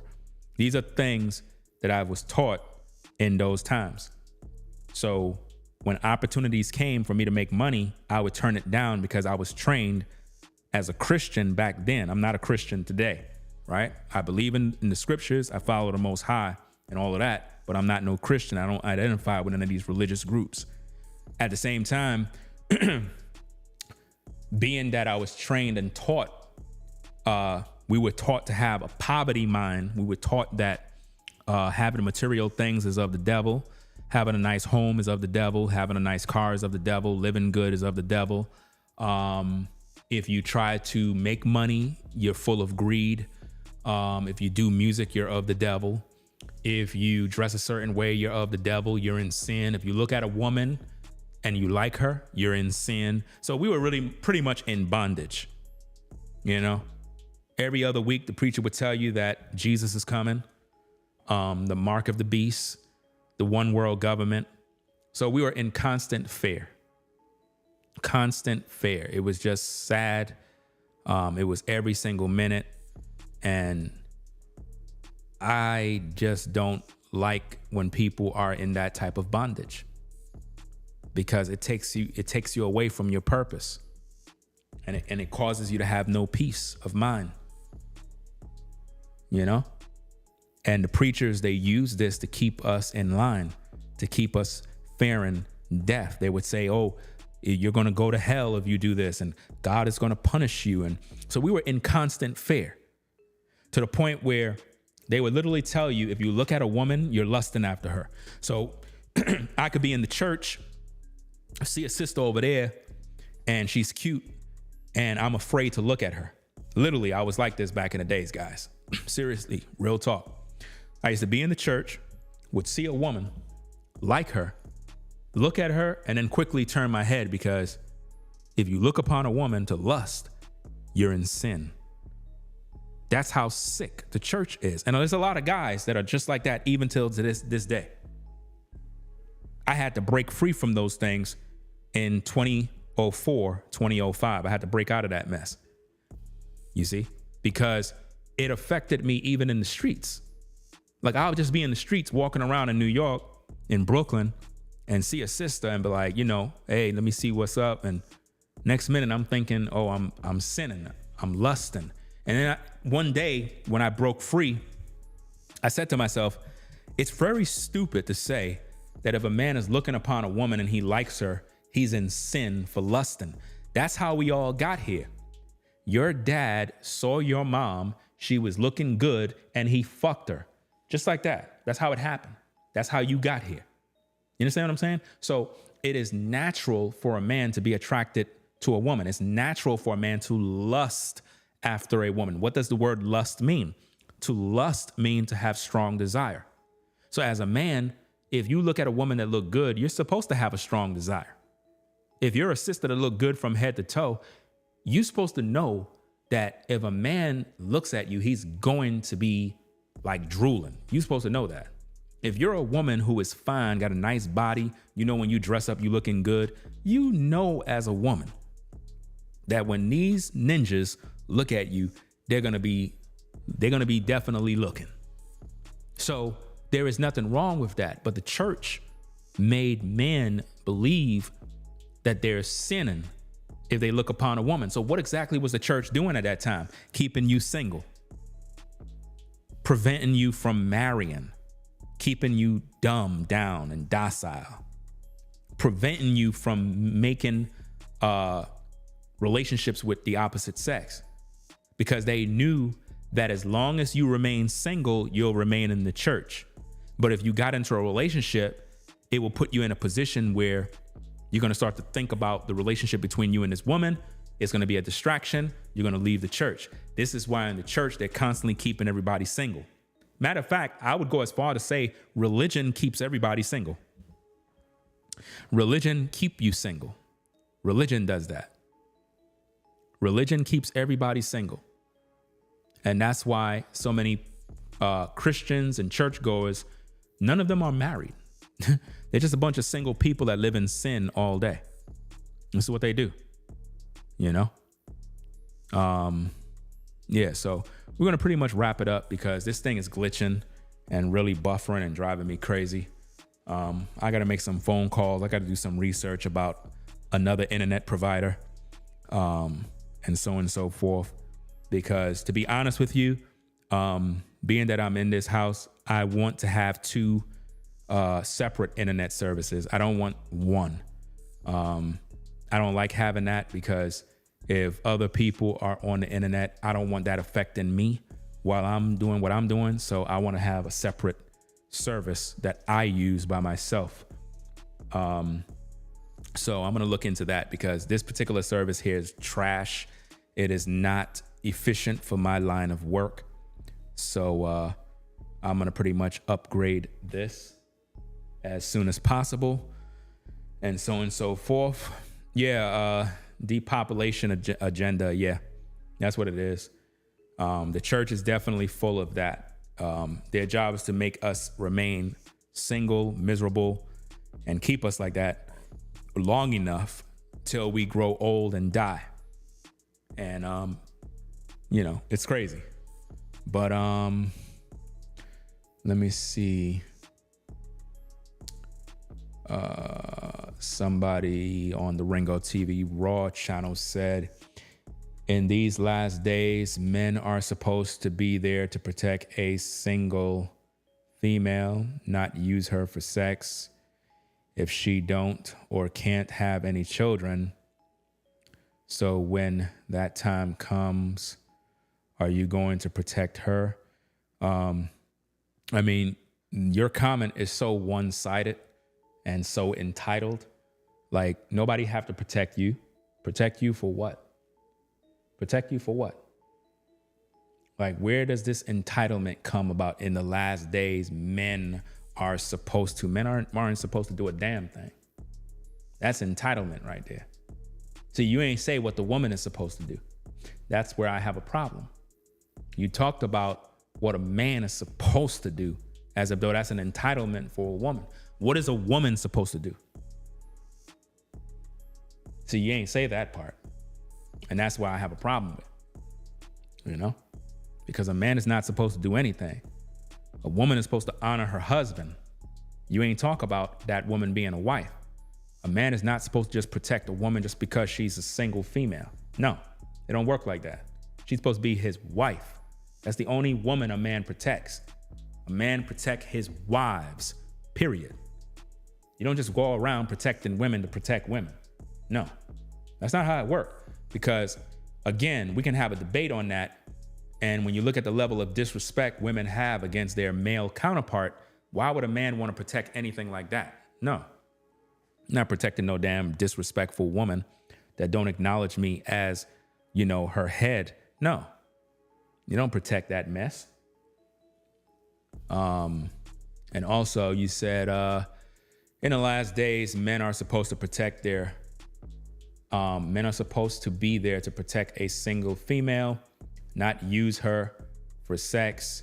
First of all, a man technically cannot use a woman for sex, even though I use the example of men just getting with a woman for that purpose.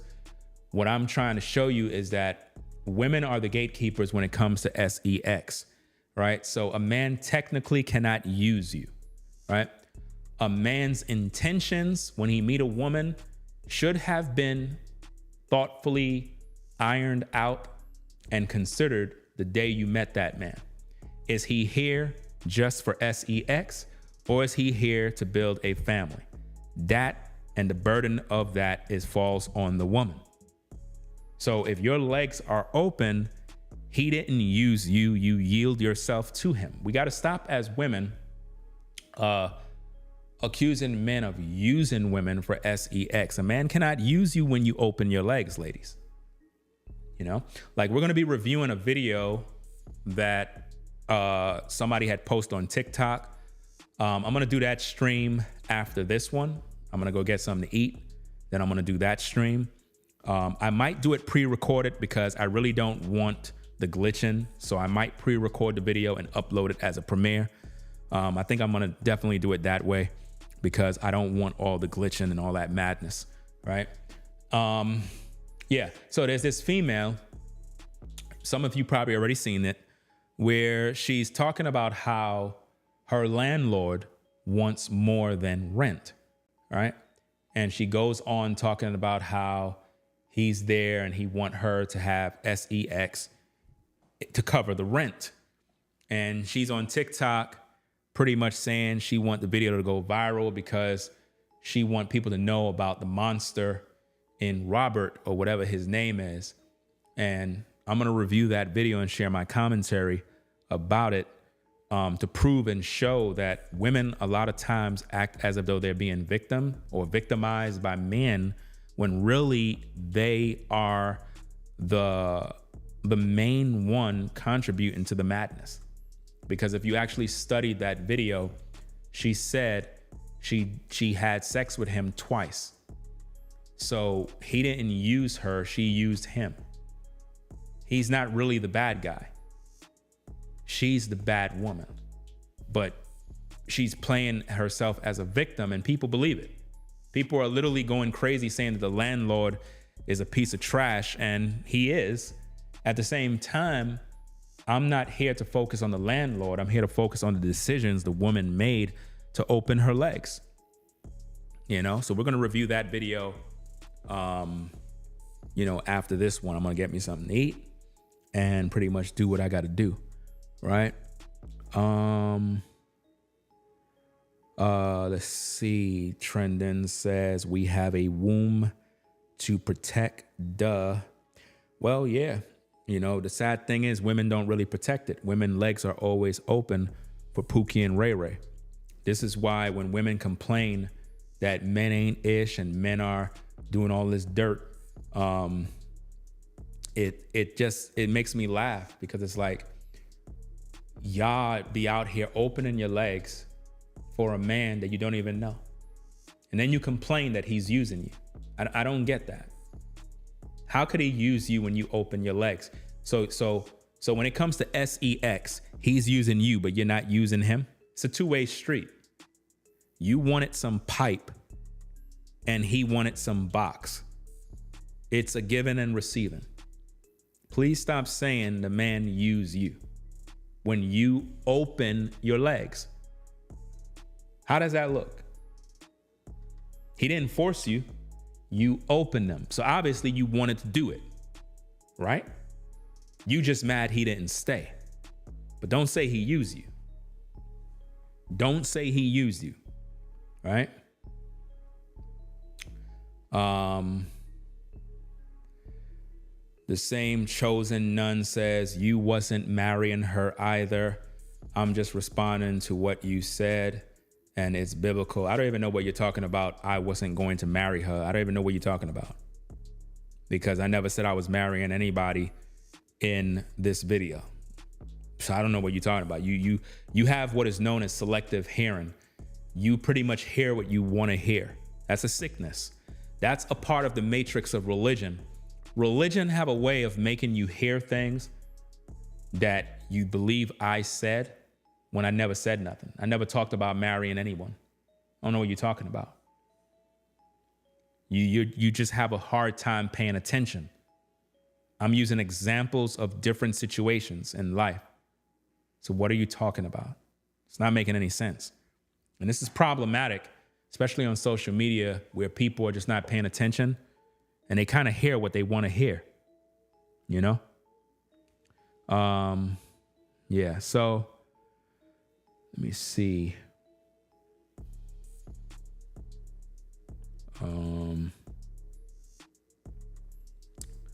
Ringo, look at Late One Night movie on your free time. It's short film. I don't know what that is. Late One Night. Like I said, fam, y'all gotta start to pay attention and listen. If you got some information, send it to my Instagram. Posting stuff in the comments, in the chat, you wasting your time with all that. Send me the information so I can go view it. I'm not gonna remember anything you said in the comments, right? Chosen Nun says America will be no more soon. So I'm talking about when they come and round up single women or widows women. Will you protect that woman that you are only having sex with? See, this is what I mean, ladies and gentlemen, by people that are promoting fair, their how can I say, doom and gloom. I mean, the person literally said that America will be no more soon. So I'm talking about when they come and round up single women. And who's they? What are you talking about? Who's they? Who's coming? What are you talking about? See, this is what I mean by fear-mongering. America will be no more. Well, if you're in America, you will be no more. If you believe that, sir, then you will be no more. That means that you're going to die. Are you happy about that?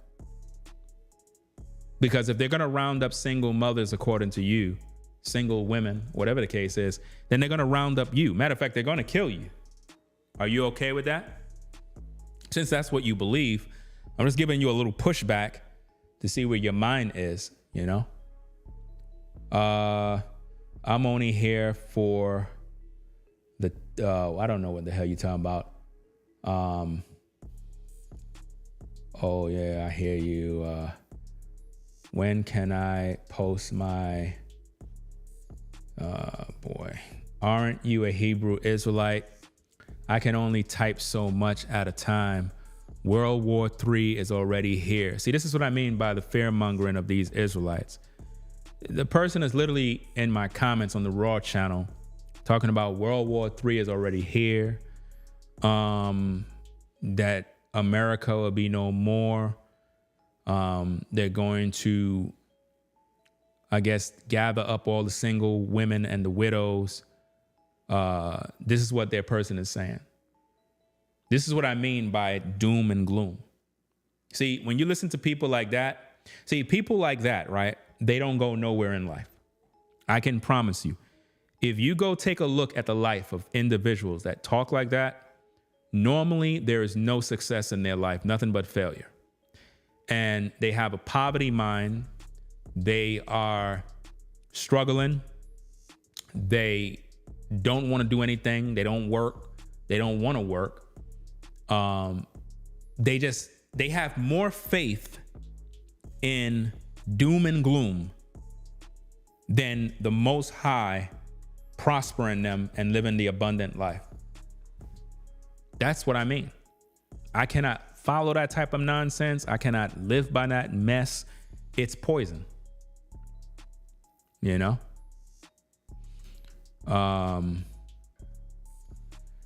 It doesn't even make any sense at this point, man.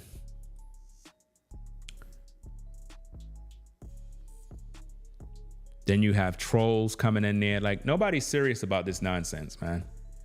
This is what I mean. And a lot of times you get this from like the Hebrew Israelite guys. This is why they're always on terror lists. They're always on these government lists. This is why when you're a person who rep the Most High, you cannot really associate yourself with all these Hebrew Israelite groups and cults and all this other mess. Because if you claim that you're a follower of the Most High and you know that you're of the chosen people, they automatically lump you into the same nonsense. And people just assume you're just like them, you know, and you're not. I don't got time for all of that mess, you know?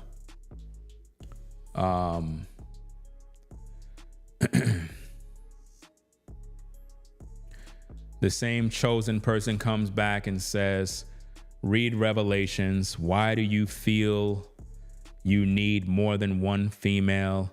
Isn't that a sin? Fornication is what you are selling. Let me just put you on the block list. I don't have no more time for this mess, man. Like, you're crazy. Like, seriously, man. Do y'all see what I mean with religion? This is what religion does, man. The person's crazy. The person is literally like crazy. This is what religion does. Religion make you crazy, man. It messes up your mind. And they want to argue with you. They tell you, read this scripture. Fam, get a life. Get a life, get a wife, have some kids. Because religion is killing people, fam. Religion is a spirit. It's a demon, man. It's crazy, man. Listen, when I see crazy people like that, I just throw them on the block list, bro. I don't got no time for all that nonsense, man. Like, listen, I got my life to live. I'm going to do what I got to do. And I could care less how anybody else feel. I don't got time for all that other mess.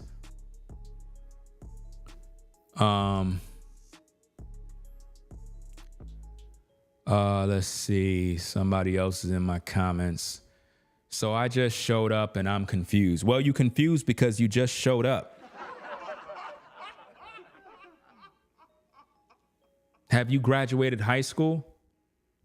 If you just walk into the class when the professor was teaching and you're 45 minutes late, you think that's going to help you pass the exam? If I'm giving a college course and I'm giving a lecture and you just walk in after we've been speaking for 3 hours and you just walk in, of course you're going to be confused because you weren't here in the beginning. So it would be in your best interest to start the video from the beginning and then go through. That way you're no longer confused. And it's rather rude too when you do that. See, this just goes to show what I mean, how people just don't know how to function in society. And it's really sad. You know, it really is sad. Well, working is a way of life, and using the resources we have is crucial. There's a difference between following God and being ignorant. Well, just for educational purposes, the word ignorant don't mean stupid. The word ignorant means uninformed, uninstructed, unaware. It says, yeah, I can agree. Religion makes people zealots and radicals. Just look at the Middle East and see, here we go. Here we go. This is what I mean, how these topics can turn from biblical stuff to what's going on in the Middle East. I don't care what's going on in the Middle East. What they do over there have nothing to do with me over here. I don't care. It has nothing to do with me. Have nothing to do with the topic.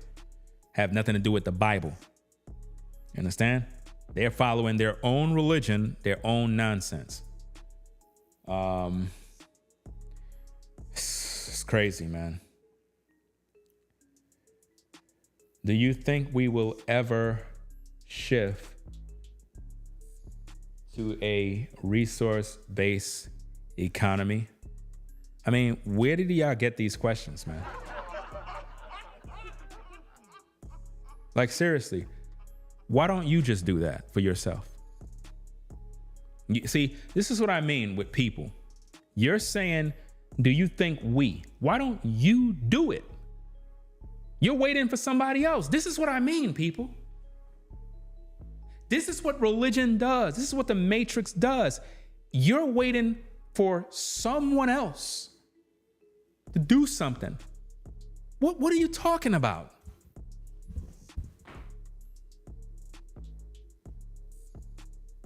A resource-based economy. Why don't you go do it and let's see how long it lasts? Last I checked, only gold and silver is the real money. Everything else is not money. That's the standard. And it always been since the beginning of time. Gold and silver, that's it. All right? What else we got? I'm telling you, man. How do I do it when money is the only currency to use to buy goods? You're the one asking the dumb questions. You're asking me when you're the one who asks the questions. If you know money is the only currency, why ask a stupid question of, do you think we will ever shift into a resource-based economy? Doesn't make any sense. What's the matter with these people, man? It's like they ask dumb questions and then expect me to answer the dumb question with a dumb answer. Like, none of that stuff makes any sense. What is your credit score? Is your life together? Have you overcome your sins? Have you reached your goals in life? Because a lot of times we worry about stuff that is dumb and it makes no sense, man. Makes no sense, man.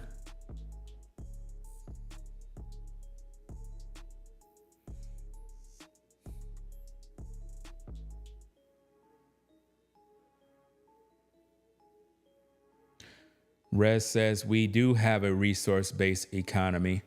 and have had one for millennia, it's still controlled by money.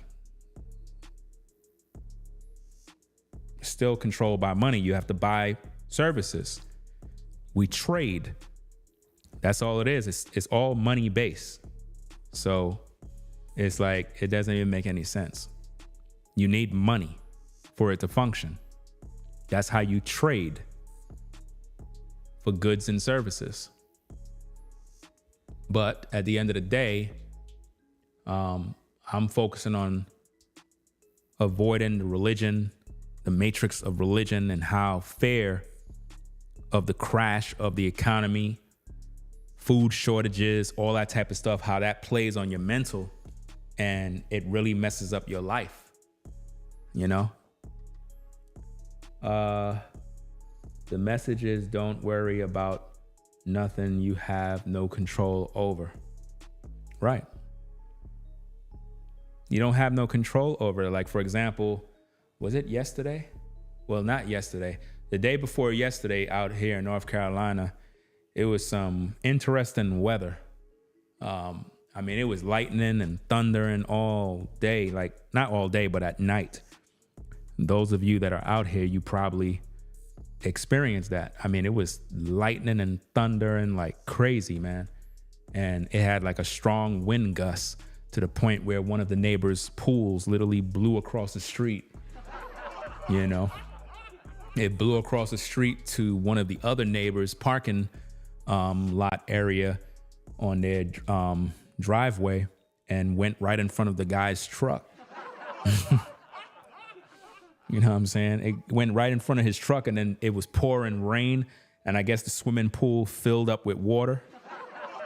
And when the guy got up to go to work to take care of his business or whatever the case is, he had this big old pool in front of his truck.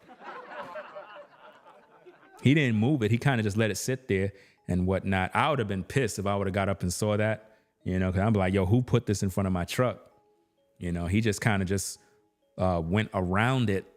And I guess he waited for the other neighbor to move it, but it was hilarious, you know? Let me see. Somebody said carpool, anyone? I mean, it makes sense, carpool.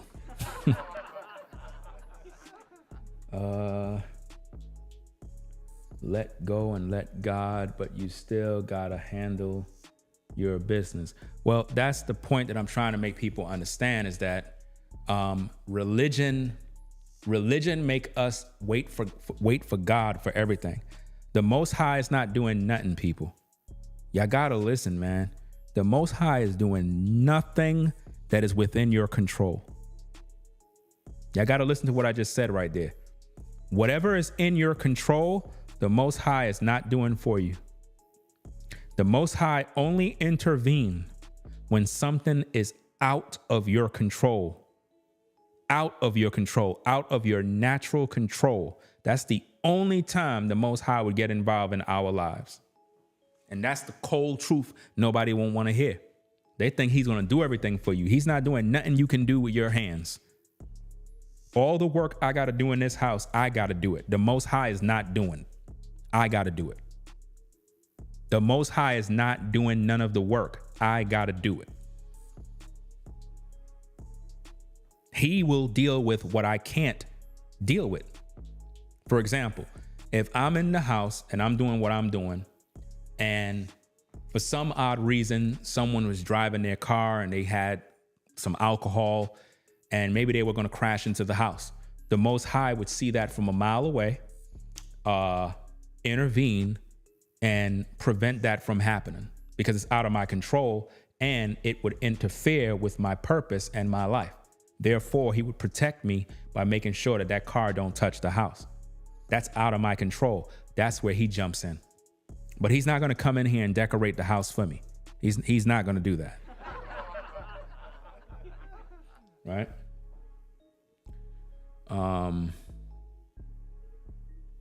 Have a religious person, they said scripture. I'm not going to waste my time with you because if you read the Bible, you would have the scripture already. You would know the scriptures. See, I know the scriptures already. You just don't. I know the scriptures already. For what I just said, you don't, because you never read the book. By the pure fact you have to ask, you just don't know. Because once again, you're ignorant of the truth, meaning you're uninformed, uninstructed, unaware. This is not a religious debate of scripture. That's common knowledge.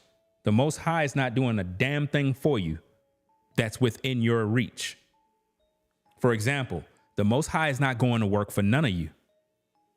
You got to get up in the morning and go to that 9 to 5, not the Most High. You the one that got to pay your rent. You got to do it. Most High is not going to work for you while you stay home. You know? That's just how it is. See how these religious people are, fam? Notice how demanding this person is, how entitled this person is. Just posted the scripture. I just corrected you point with scripture. Do you see the religion, people? Do you see what the matrix of religion does?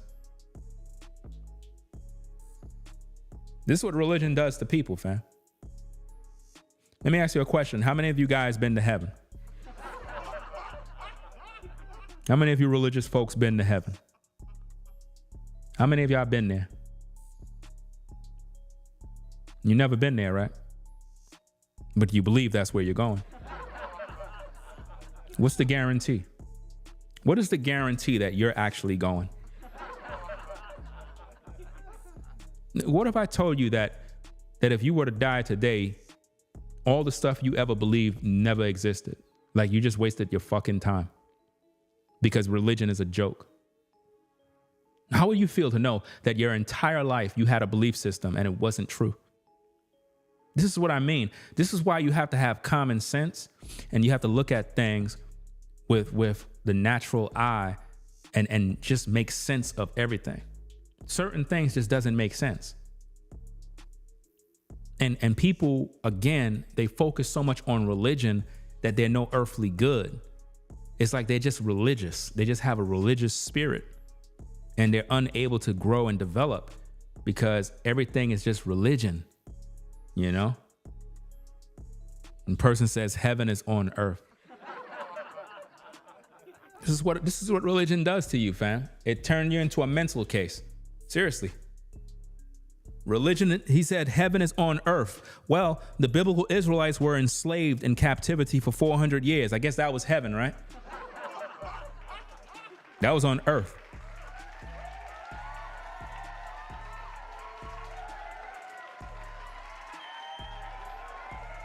Now the person says heaven is a condition. Wow. This is what religion does to you, man. Let's see what they're saying on the Ringo TV Raw channel. See what the comments are like. Preachers talk doom and gloom to keep you in a state of fear. Yeah, that's exactly what they do. They do that all the time. Here's some simple advice, people. Chill out, invest. What you do have into things that make profit, and work with the set of skills you have to make a better life. Simply put, what the person is saying is, I guess, have a calm spirit. Invest in things that will profit you.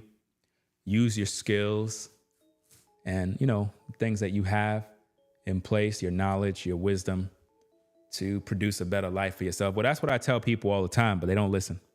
They're waiting for Jesus to give them that, Also, prioritize what you need over what you want. Do you need a PlayStation? Probably not. So save and get some passive income. Well, why would you say probably not? Maybe that PlayStation is what they need. See, that's wrong what you said right there. Because you're not everybody. You don't speak for everybody when it comes to what they need. See, a lot of times we try to minimize or disrespect people for their hobbies? What if somebody's PlayStation is very important to them? That keeps their mind clear, that keeps them off the streets, keeps them from picking up a gun. It relaxes them. So to say probably not, that's wrong, because that may be what someone's into. Because you might have something that you're investing your money into that we might look at and say, you're wasting your money. You know, I like to dress fly. I like to look nice on camera. I like to present myself. Somebody might say, you're wasting money on buying Ralph Lauren. They could say whatever they want. That doesn't really faze me. You see? So really, it's all about what you like. And for all you know, you just said to invest your money or invest your time in what you do. Somebody could be playing video games on social media, making a bag. That could be their bread and butter. There's a lot of YouTubers that are gamers and they make millions of dollars just gaming online, playing PlayStation. So you don't want to say something against people that are gamers as if though it's not important. It's very important to some people. That's their livelihood. That's their hobby. It keeps them out of trouble. And that's that, you know? Dip says religion isn't very complicated. People are scared to die and always have been. Psychology. People have always looked for forces, I guess, greater than themselves. At least that's what I observed in my life. Well, being afraid to die, scared to die. Anybody that's scared to die they have no hope. If you're scared to die, you're a person who have no hope. And that's a bad place to be, you know? And if you're looking for something greater than yourself, a force greater than yourself, then it's really not the Most High that you're looking for, because you're not really in this truth. You're just kind of a spiritual person looking for anything. And most likely you're going to end up in a mess, you know?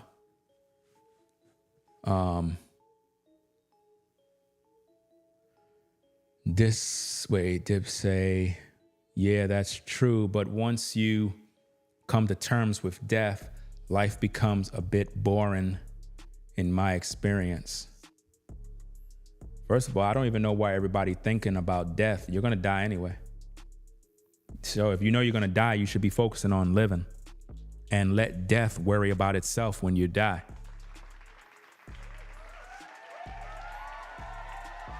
See, I never died before. So worrying about death and worrying about dying is a waste of time, because nobody could really educate you in this life about death if they never died. So the only time you're going to really learn about death is when you die. So why worry about it now? You're supposed to be concerned with living. That should be your objective. Not worrying about or being afraid of something that you have not experienced. For all you know, death is not as bad as you think it is. You think when you die, everything ends and you're judged. How do you know that? Death could be a gateway. Death could be a transition into one world into another. Nobody really knows. You could read what the Bible says, but you never experienced it. So you really don't know. And all of these people who make videos talking about they died and came back from the dead, they're all liars. They do that for the views. Nobody can say that, oh yeah, I died and I came back and I'm just here to warn the people, because even the Bible speaks against that. Even the Bible taught us about the rich man and the poor man, and how the rich man went to hell, and in hell he lifted up his eyes and he basically wanted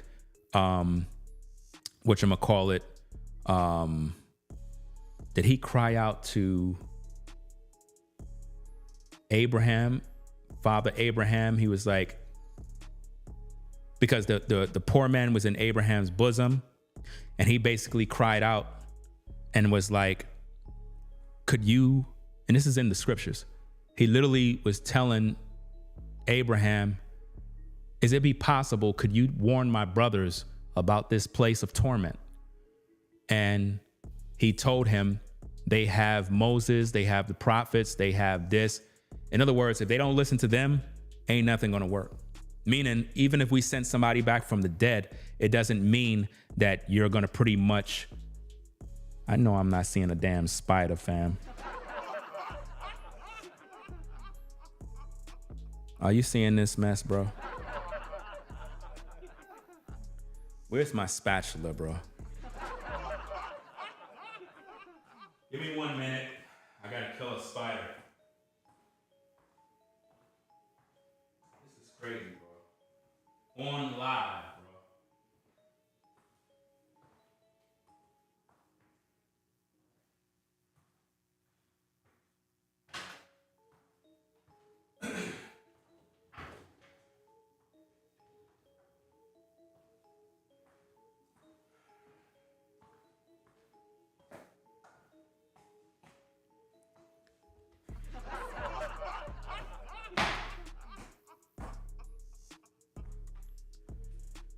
I got him. What you talking about, Willis?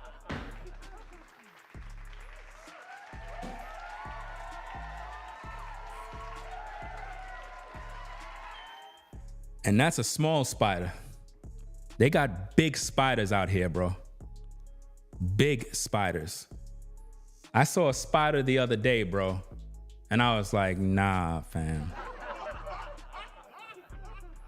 They had this spider that was like, let me see if I can find something.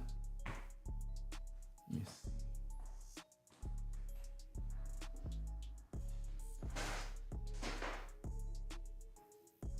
I'm not sure if this can.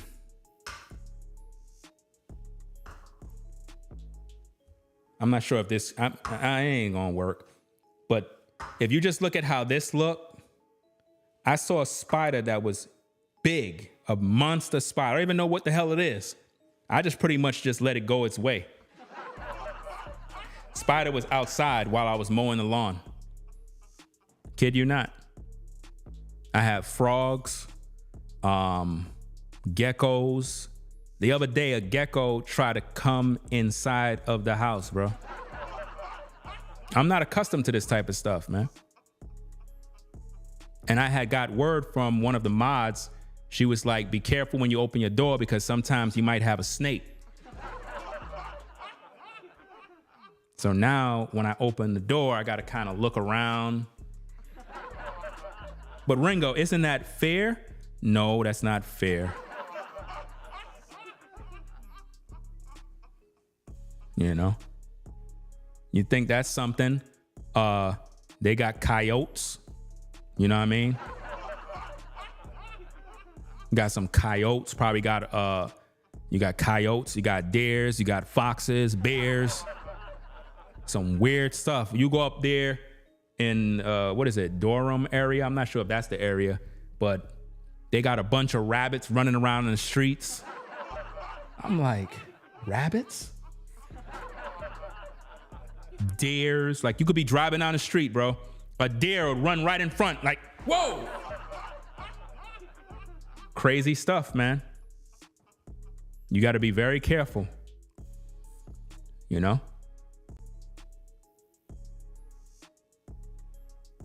Yeah, but the other day, I think it was a wolf or a coyote. It was in the middle of the street with its tongue hanging out.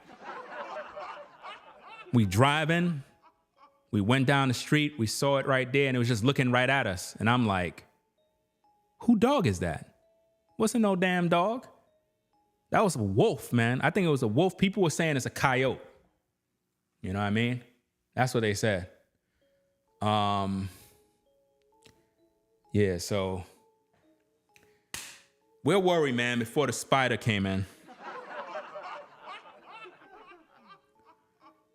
We're worried. Rabbits, deer, raccoons, coyotes. Yeah. Somebody said hello from Russia. Salute to the person from Russia. Let me see. Hey, if people can make money playing video games, more power to them. Just makes no sense to spend when someone's in the bottom tax bracket. But see, that's the thing that I'm trying to show you is like, how can you judge a person in whom you think is like in a lower tax bracket as if though having a video game system is the worst thing they can purchase for themselves? If that can bring them peace and keep their mind clear, then so be it. How many things you got that you bought and buy and have and own that most of us may consider you just splurging money? You have one life. Enjoy it. That's my point. I'm trying to get people to live their life. Live their life and stop waiting for some special day to live. You get what I mean? So if playing video games allow me to live my life, then hey, so be it. I'm gonna get my video games.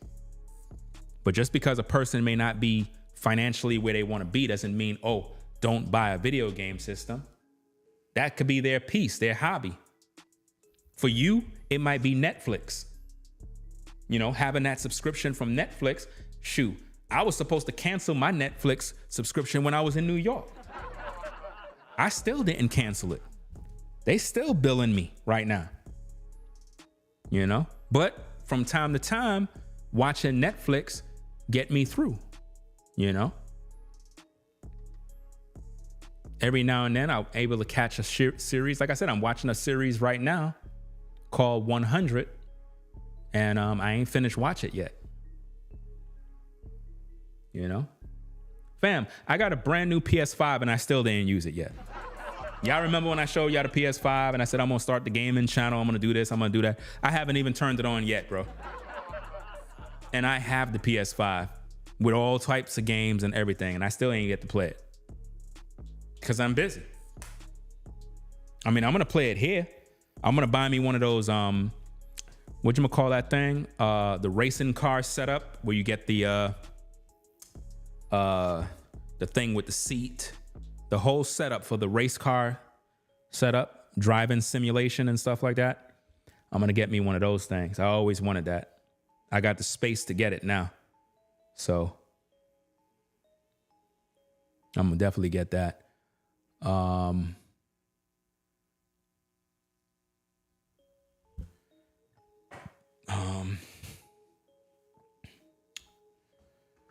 Ringo, looking very handsome, Ringo, in that Ralph Lauren fit 100. Appreciate that. Thank you. What's this name? Is it? I'm gonna butcher the name. I don't even want to pronounce the name because I know I'm gonna get it wrong. I'm always mispronouncing people's names. Let me see what else. Did I miss anybody comment? The statement about the PlayStation was aimed towards people that are starving and aren't making ends meet. Well, if they aren't making ends meet, they won't be able to buy a PlayStation. Like, logically speaking, if you're starving, how could you afford to buy a PlayStation? You know? And even if you are starving, why you can't have a PlayStation? There's nothing wrong with that. We gotta see, that's like a scarcity mindset. Like, oh, if I buy this, I'm gonna be broke. Fam, you got one life, man. One life. Live your life. Live and enjoy your life. A lot of people are just existing and people are not living. They're just existing. You gotta live. Live your life to the fullest right now.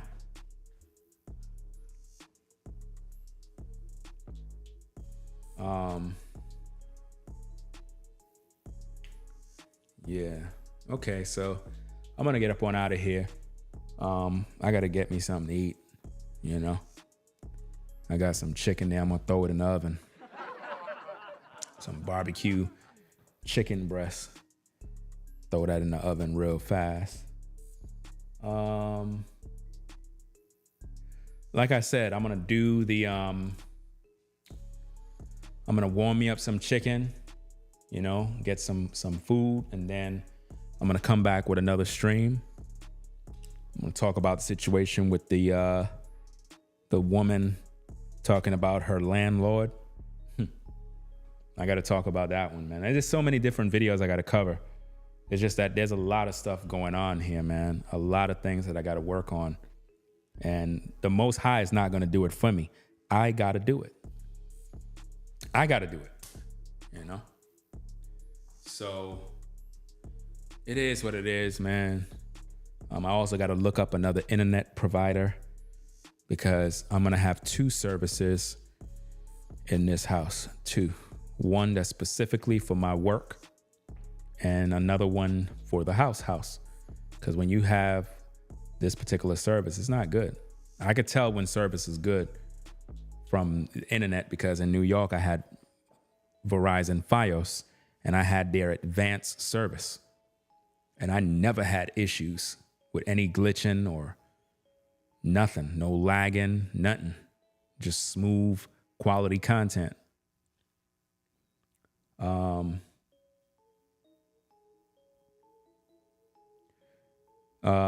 Exactly. Some people say they seen God before. Yeah, people always saying that. They lying. Because even the scripture says, no man have seen God and live. So how are all these people seeing God? You know, it's not happening.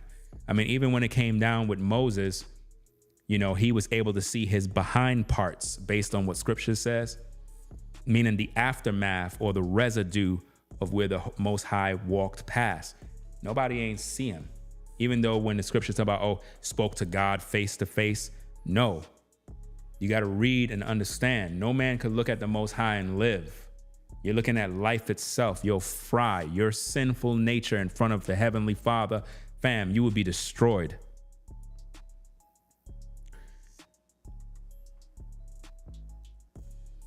And if people claim they saw something, they saw demons, man. You know? Because even the scripture says that be careful how you entertain strangers. For some have entertained angels unaware. And it talks about how these spirits transform into angels of light to make themselves look like they're godly when they're not. You know? Have anybody ever had a bird fly in their house? Put a 1 in the chat if that ever happened to you. I mean, it never happened to me, but that would be crazy, man. That would be crazy, bro. Like, what do you do? How do you get that bird out, bro? Like, seriously. A bird come in your house, like, what do you do? The thing flying.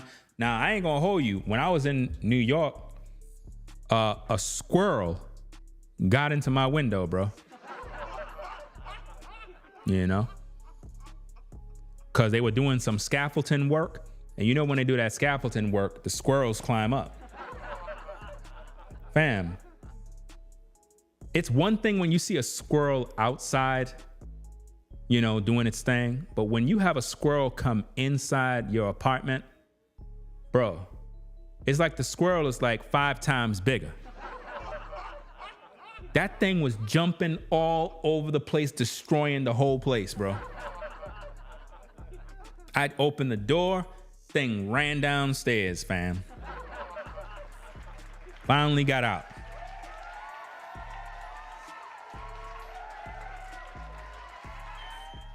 You know? Oh, boy, man.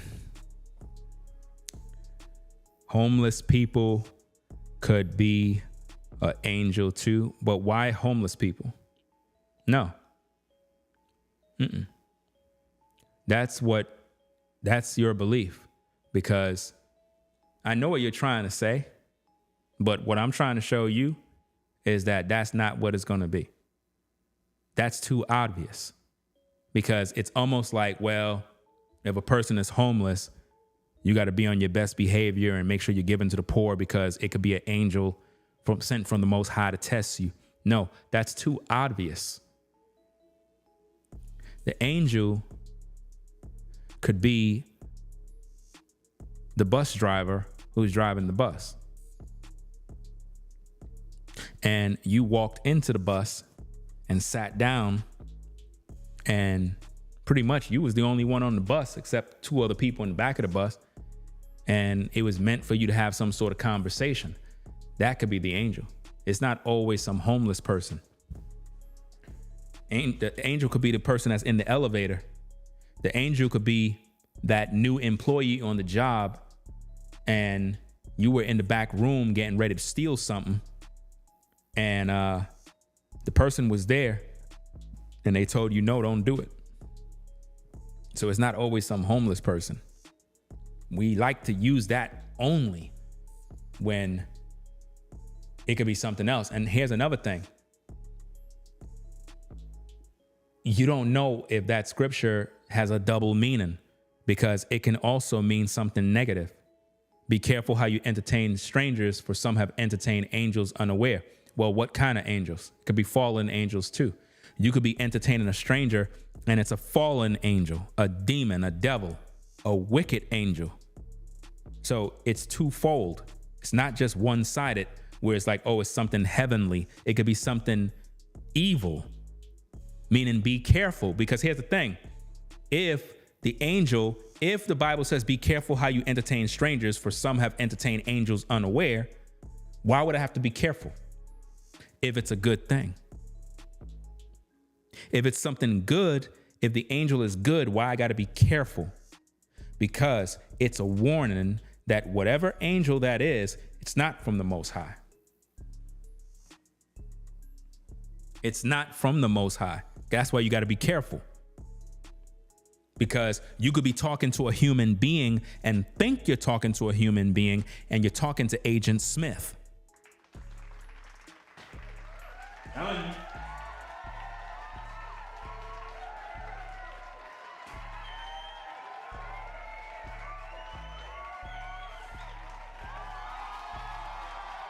And many of you have spoken to Agent Smith over the years. Many of you spoken to Agent Smith. And you got yourself in a problem because you entertain a stranger and you didn't recognize that that person wasn't from God. You know? Yeah, well, your discernment have to be, present. But a lot of people don't use discernment. They're quick to believe every spirit, even though the Bible tells you to test every spirit. The Bible says to test a spirit to see whether they are of God. That's more proof that when it says about be careful how you entertain strangers, for some have entertained angels unaware, that goes back to that. It says test all spirits to see whether they be of God. Why? Because everybody's not from the Most High. You'll have people that will come to you and be like, shalom, shalom. Hello, brother. Hello, sister. How you doing? And they could be from the devil.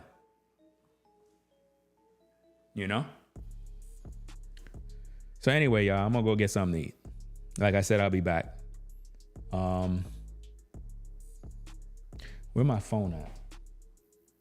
I don't know where I put my phone.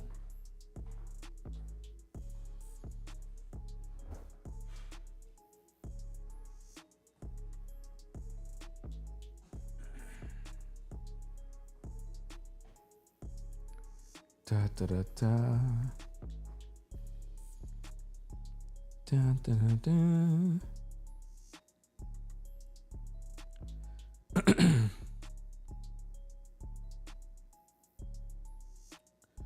Let me see. Shout out to Forever Studios and DeMarco for the support.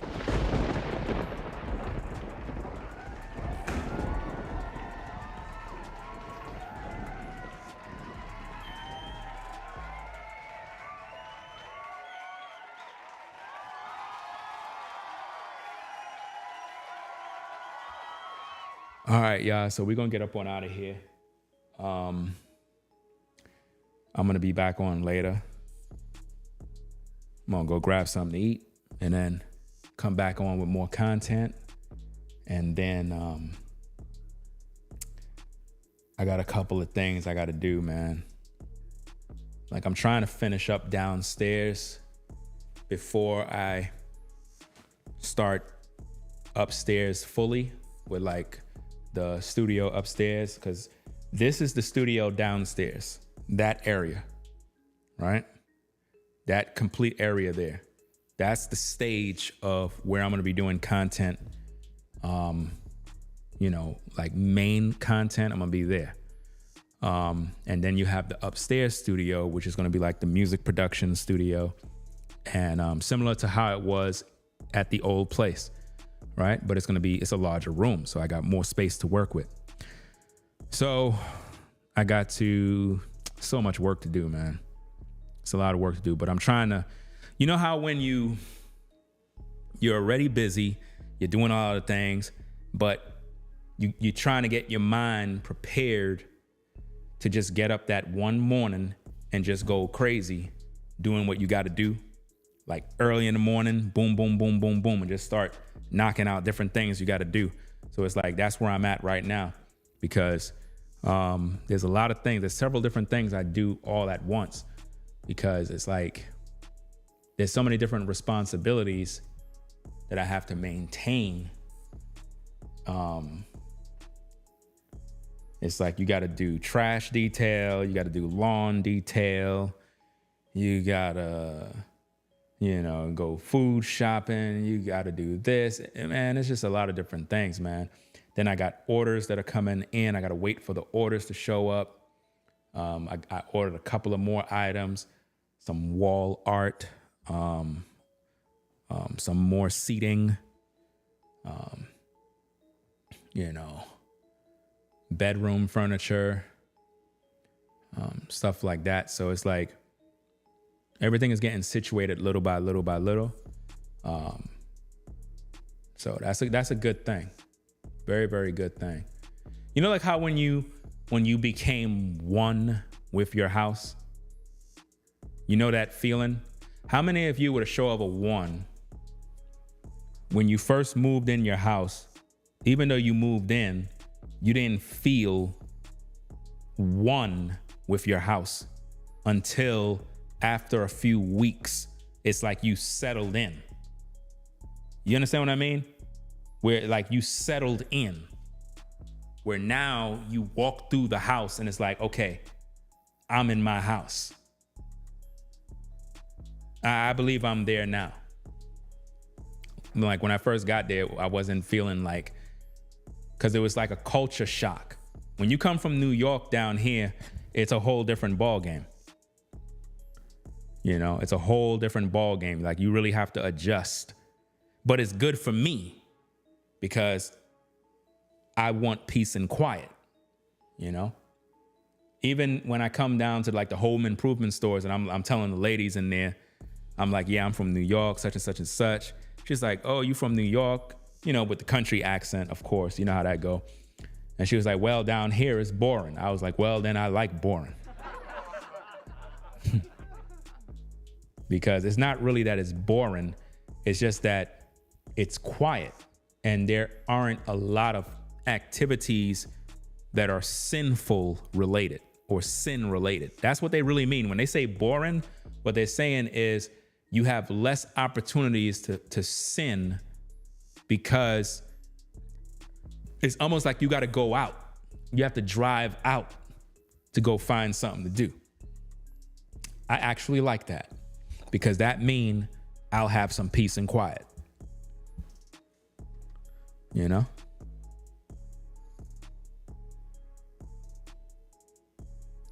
So that's about it, man. I still got to get a carpet for this dining table. I don't want the carpet to be black. I was going to get black, but I don't want black.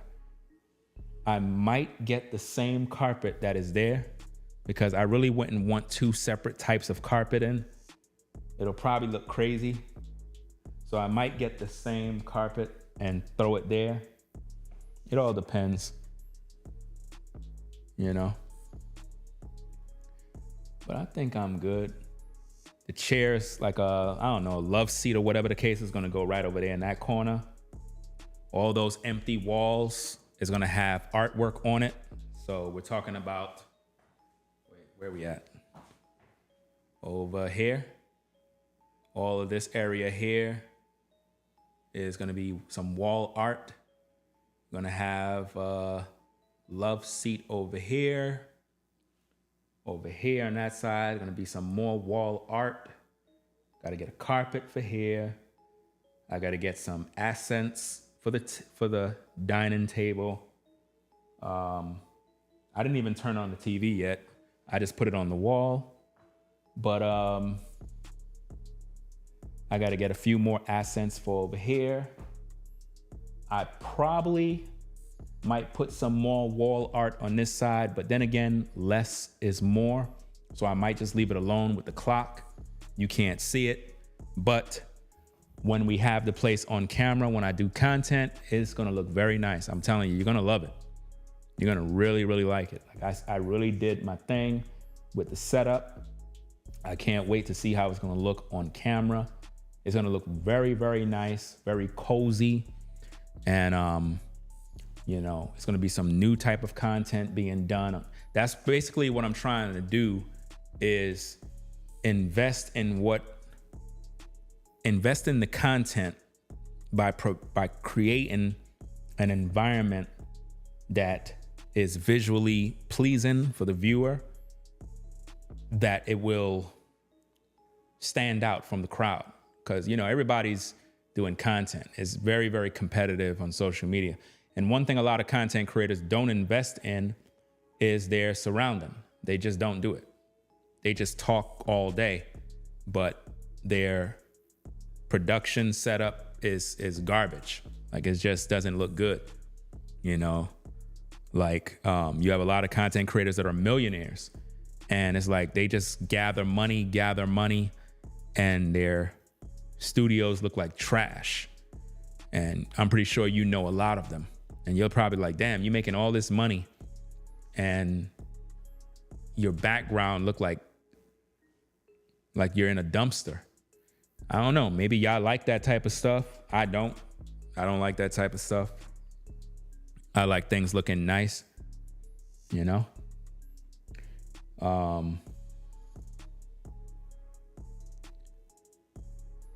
You said stick to the black or dark gray. I was looking at dark gray. I think you might be right about that dark gray now.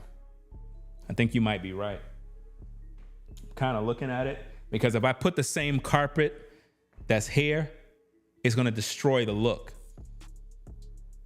Based on my decorative talents, if I was to put the same carpet here, it's gonna throw off the whole thing, and it's not gonna have no contrast, because I'm very good with colors. I know how to blend.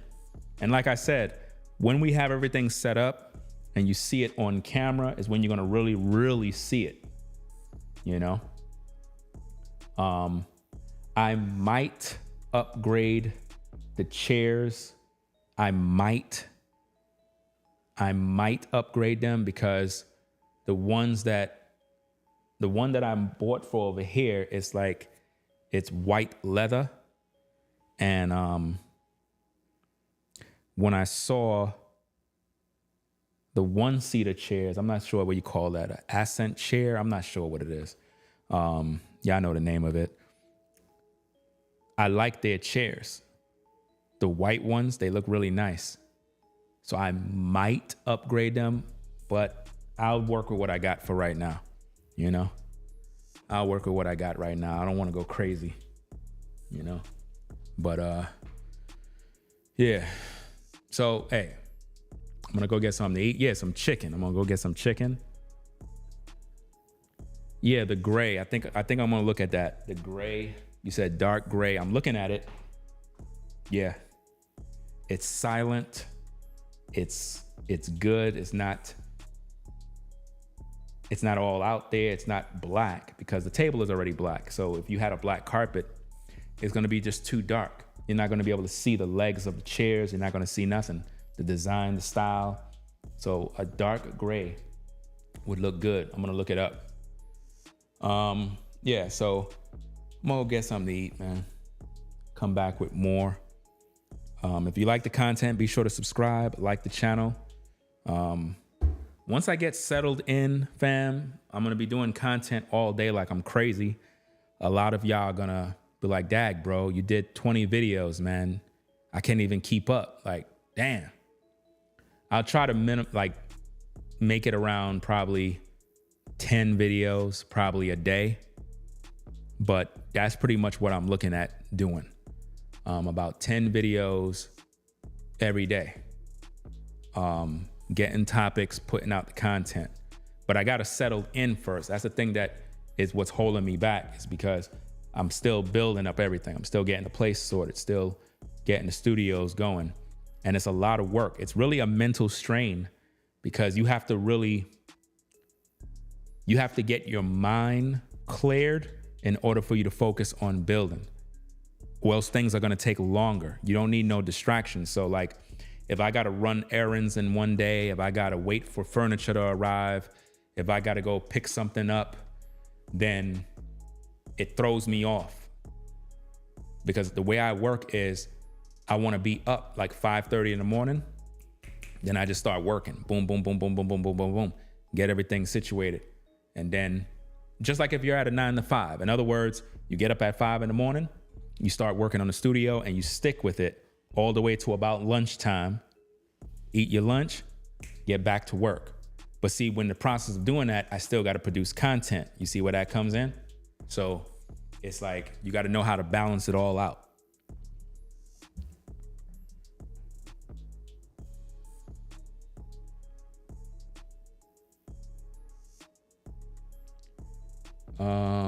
Let me see. Somebody said, thank you, Ringo, for answering my question.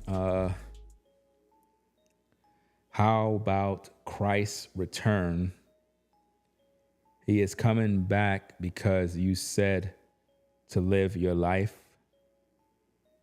Listen, I'm not sitting around getting up in the morning looking for Christ to return. I'm not thinking about none of that. The scriptures already said what it said. That's all that it is. He's coming as a thief in the night. Nobody know the day nor the hour. It's already written. So if you already know that he's coming back, go live your life. Because if you're sitting around thinking about, is he coming today? Is he coming tomorrow? You're never living your life. You're going to be miserable. You're going to be a miserable person. I don't got time for that. I already know that, he's coming back,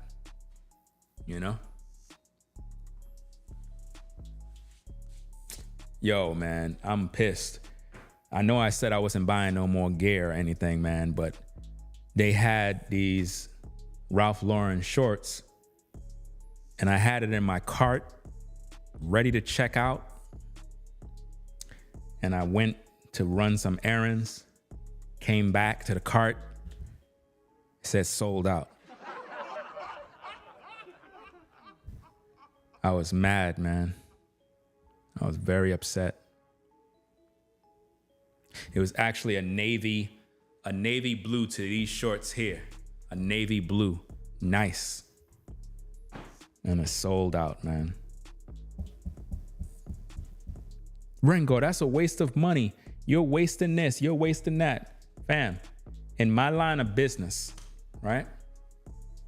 I do content creation, right? I'm on camera, right? This is a business. This is called wardrobe. That's what this is. Wardrobe. In the area where I live, fam, wearing fancy clothes, fancy gear, waste of time. I'm being 100%. I'm looking at how people move out here. I don't see nobody with J's on, and I don't see nobody with none of that stuff, fam.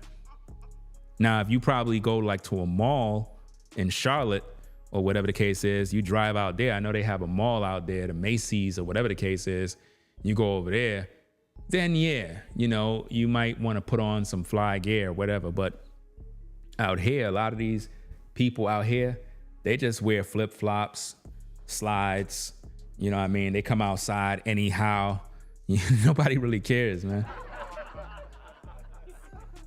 You know? But for me, this is wardrobe. You know? It's just like how when you watch, what's this guy, Cam Newton? When Cam Newton do his show and he come on camera, you know, some people say he dressed weird or whatever the case is, but in his opinion, he dressed fly. That's his style.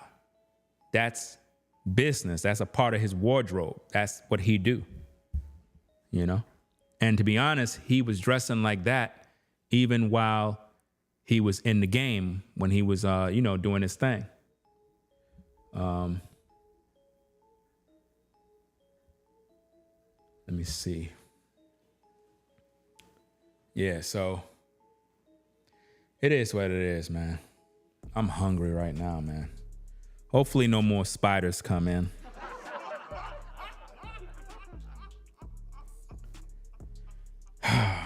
Man, let me see. What I was gonna do. Yeah, when it comes to that barbecuing stuff, I had tried that thing. I think I did it wrong. When you light your grill without the lighter fluid and you use those little things, those wooden things to light, and you use the chimney thing, the charcoal chimney, whatever the hell that thing is called.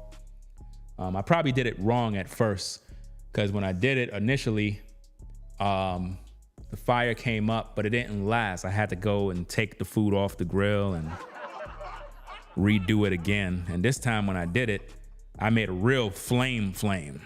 Like it was like a roaring inferno. So I think I got it now. I think I know how to use it now. But yeah, it's actually better. It's actually better than using the flame fluid, because you don't want your food tasting like flame fluid, man. I mean, the lighter fluid does it, but if you put too much of that, your food is going to taste like that mess. It's true. Because I always use lighter fluid, you know, but I wanted to try something different because people in the comments were suggesting, they was like, don't do it like that, you know? So I said, let me go get the chimney thing. And it's actually better when you do it that way. But there's a way to start the fire. You got to start the fire properly, right? With the charcoal, then you pour that in. And then what I do is I take extra charcoal and pour on top of that. So it could pretty much, you know, light the whole thing together, you know? Because if you have a little bit of charcoal, the food is going to take forever to cook, you know? Use match light.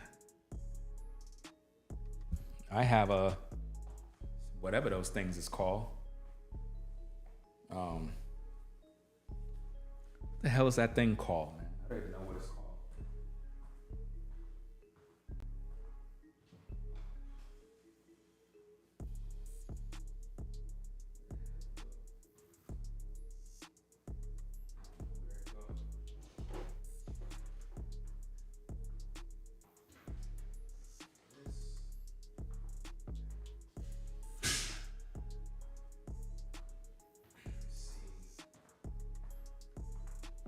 Got this thing here, right? Weber, whatever that is, right? So you got that. Put that there. And this thing here, right? This thing here. And then, you know, you use this and you pretty much light that underneath. But the way I did it at first is I put one of these under it. That's not how you do it. You're supposed to put about 3 of them to really get the fire blazing. and then you're good to go. Once you do that, you let that thing cook till it turns like whitish. Then you pour that in the grill. Once you pour that in the grill, you can add in extra charcoal, but it's gonna pretty much do its job. Now with the lighter fluid, a lot of times it keep it lit longer. The lighter fluid keep it lit longer and it gets hotter quicker. So I don't know, man. It's like, you could still use lighter fluid, but in my opinion, don't overdo it. Some people drench the charcoal with lighter fluid, like just drench it. You don't want to do that, you know? So we're gonna get up on out of here, y'all. I'm hungry, really bad. All right. So let me see.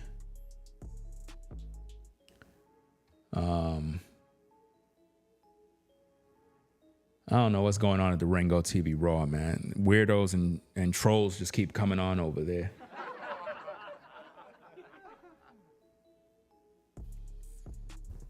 It's pros and cons to use lighter fluid. Yeah, I mean, you could use both, man. I ain't saying you can't use it, because I tried both. To me, my honest opinion, when you use lighter fluid, to me, it performs better with the charcoal. Your grill is gonna be up and running, cooking fast. But you gotta know how to use it so that your food don't taste like lighter fluid. Now, one particular YouTube video I seen, they recommend taking some charcoal, form like a pyramid, and drench that down with lighter fluid, right? Drench that down with lighter fluid, and then light that so it can cook, boom, boom, boom, boom, spread that out, and then you pour more charcoal on top of that, and then you just leave it alone. If you do that, your grill is gonna be very hot, and you're gonna be able to cook right away, and the heat is gonna be intense. When you do it the other way, you might find yourself struggling. You might find your food is not cooking fast enough. At least that's what my experience. It's like after I did all the cooking, then it's like the grill just got really hot and started wilding out. But by then I was already done already. But to me, it didn't cook the food the way I liked it to be cooked. I prefer the lighter fluid, to be honest. So the next time I go grilling, I might just use the lighter fluid and done. Just do it the way I always do it, man. The way I look at it like this is, when you grilling, stick with the way you do it. You know what I mean? Don't do what other people do. Some people use propane tanks. Some people use this. Some people use that. Use what you use. You know? Whatever makes your grilling experience the way you like it, do it your way. Because when I tried something different, it kind of really messed me up. You know, it threw me off. It's like I was looking kind of weird because I'm using this thing and I'm like, this ain't working for me, man. I need to go back to the old way. Yeah, I know. I said I was getting something to eat, right? I said I was getting something to eat. I still ain't getting nothing to eat. It's probably an hour, right? Who's that? Serena said, go get something to eat, man. All right, I'm gonna go get something to eat for y'all. So let me get on out of here. Right? This time what I'm gonna do is I'm gonna sign out, not one channel. I'm just gonna end both streams at the same time.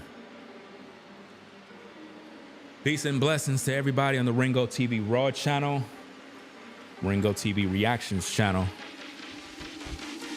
Make sure you rate, comment, and subscribe to the #1 reactionary channel on YouTube. We out of here, man.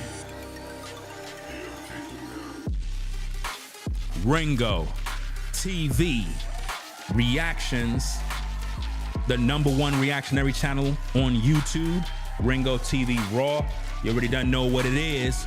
Make sure you rate, comment, and subscribe.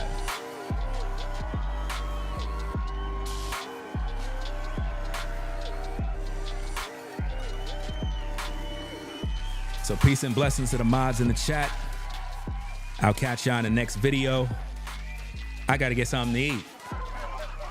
So salute to everybody on the Ringo TV Raw channel. I'm pretty much ending that over there. So boom, boom, boom.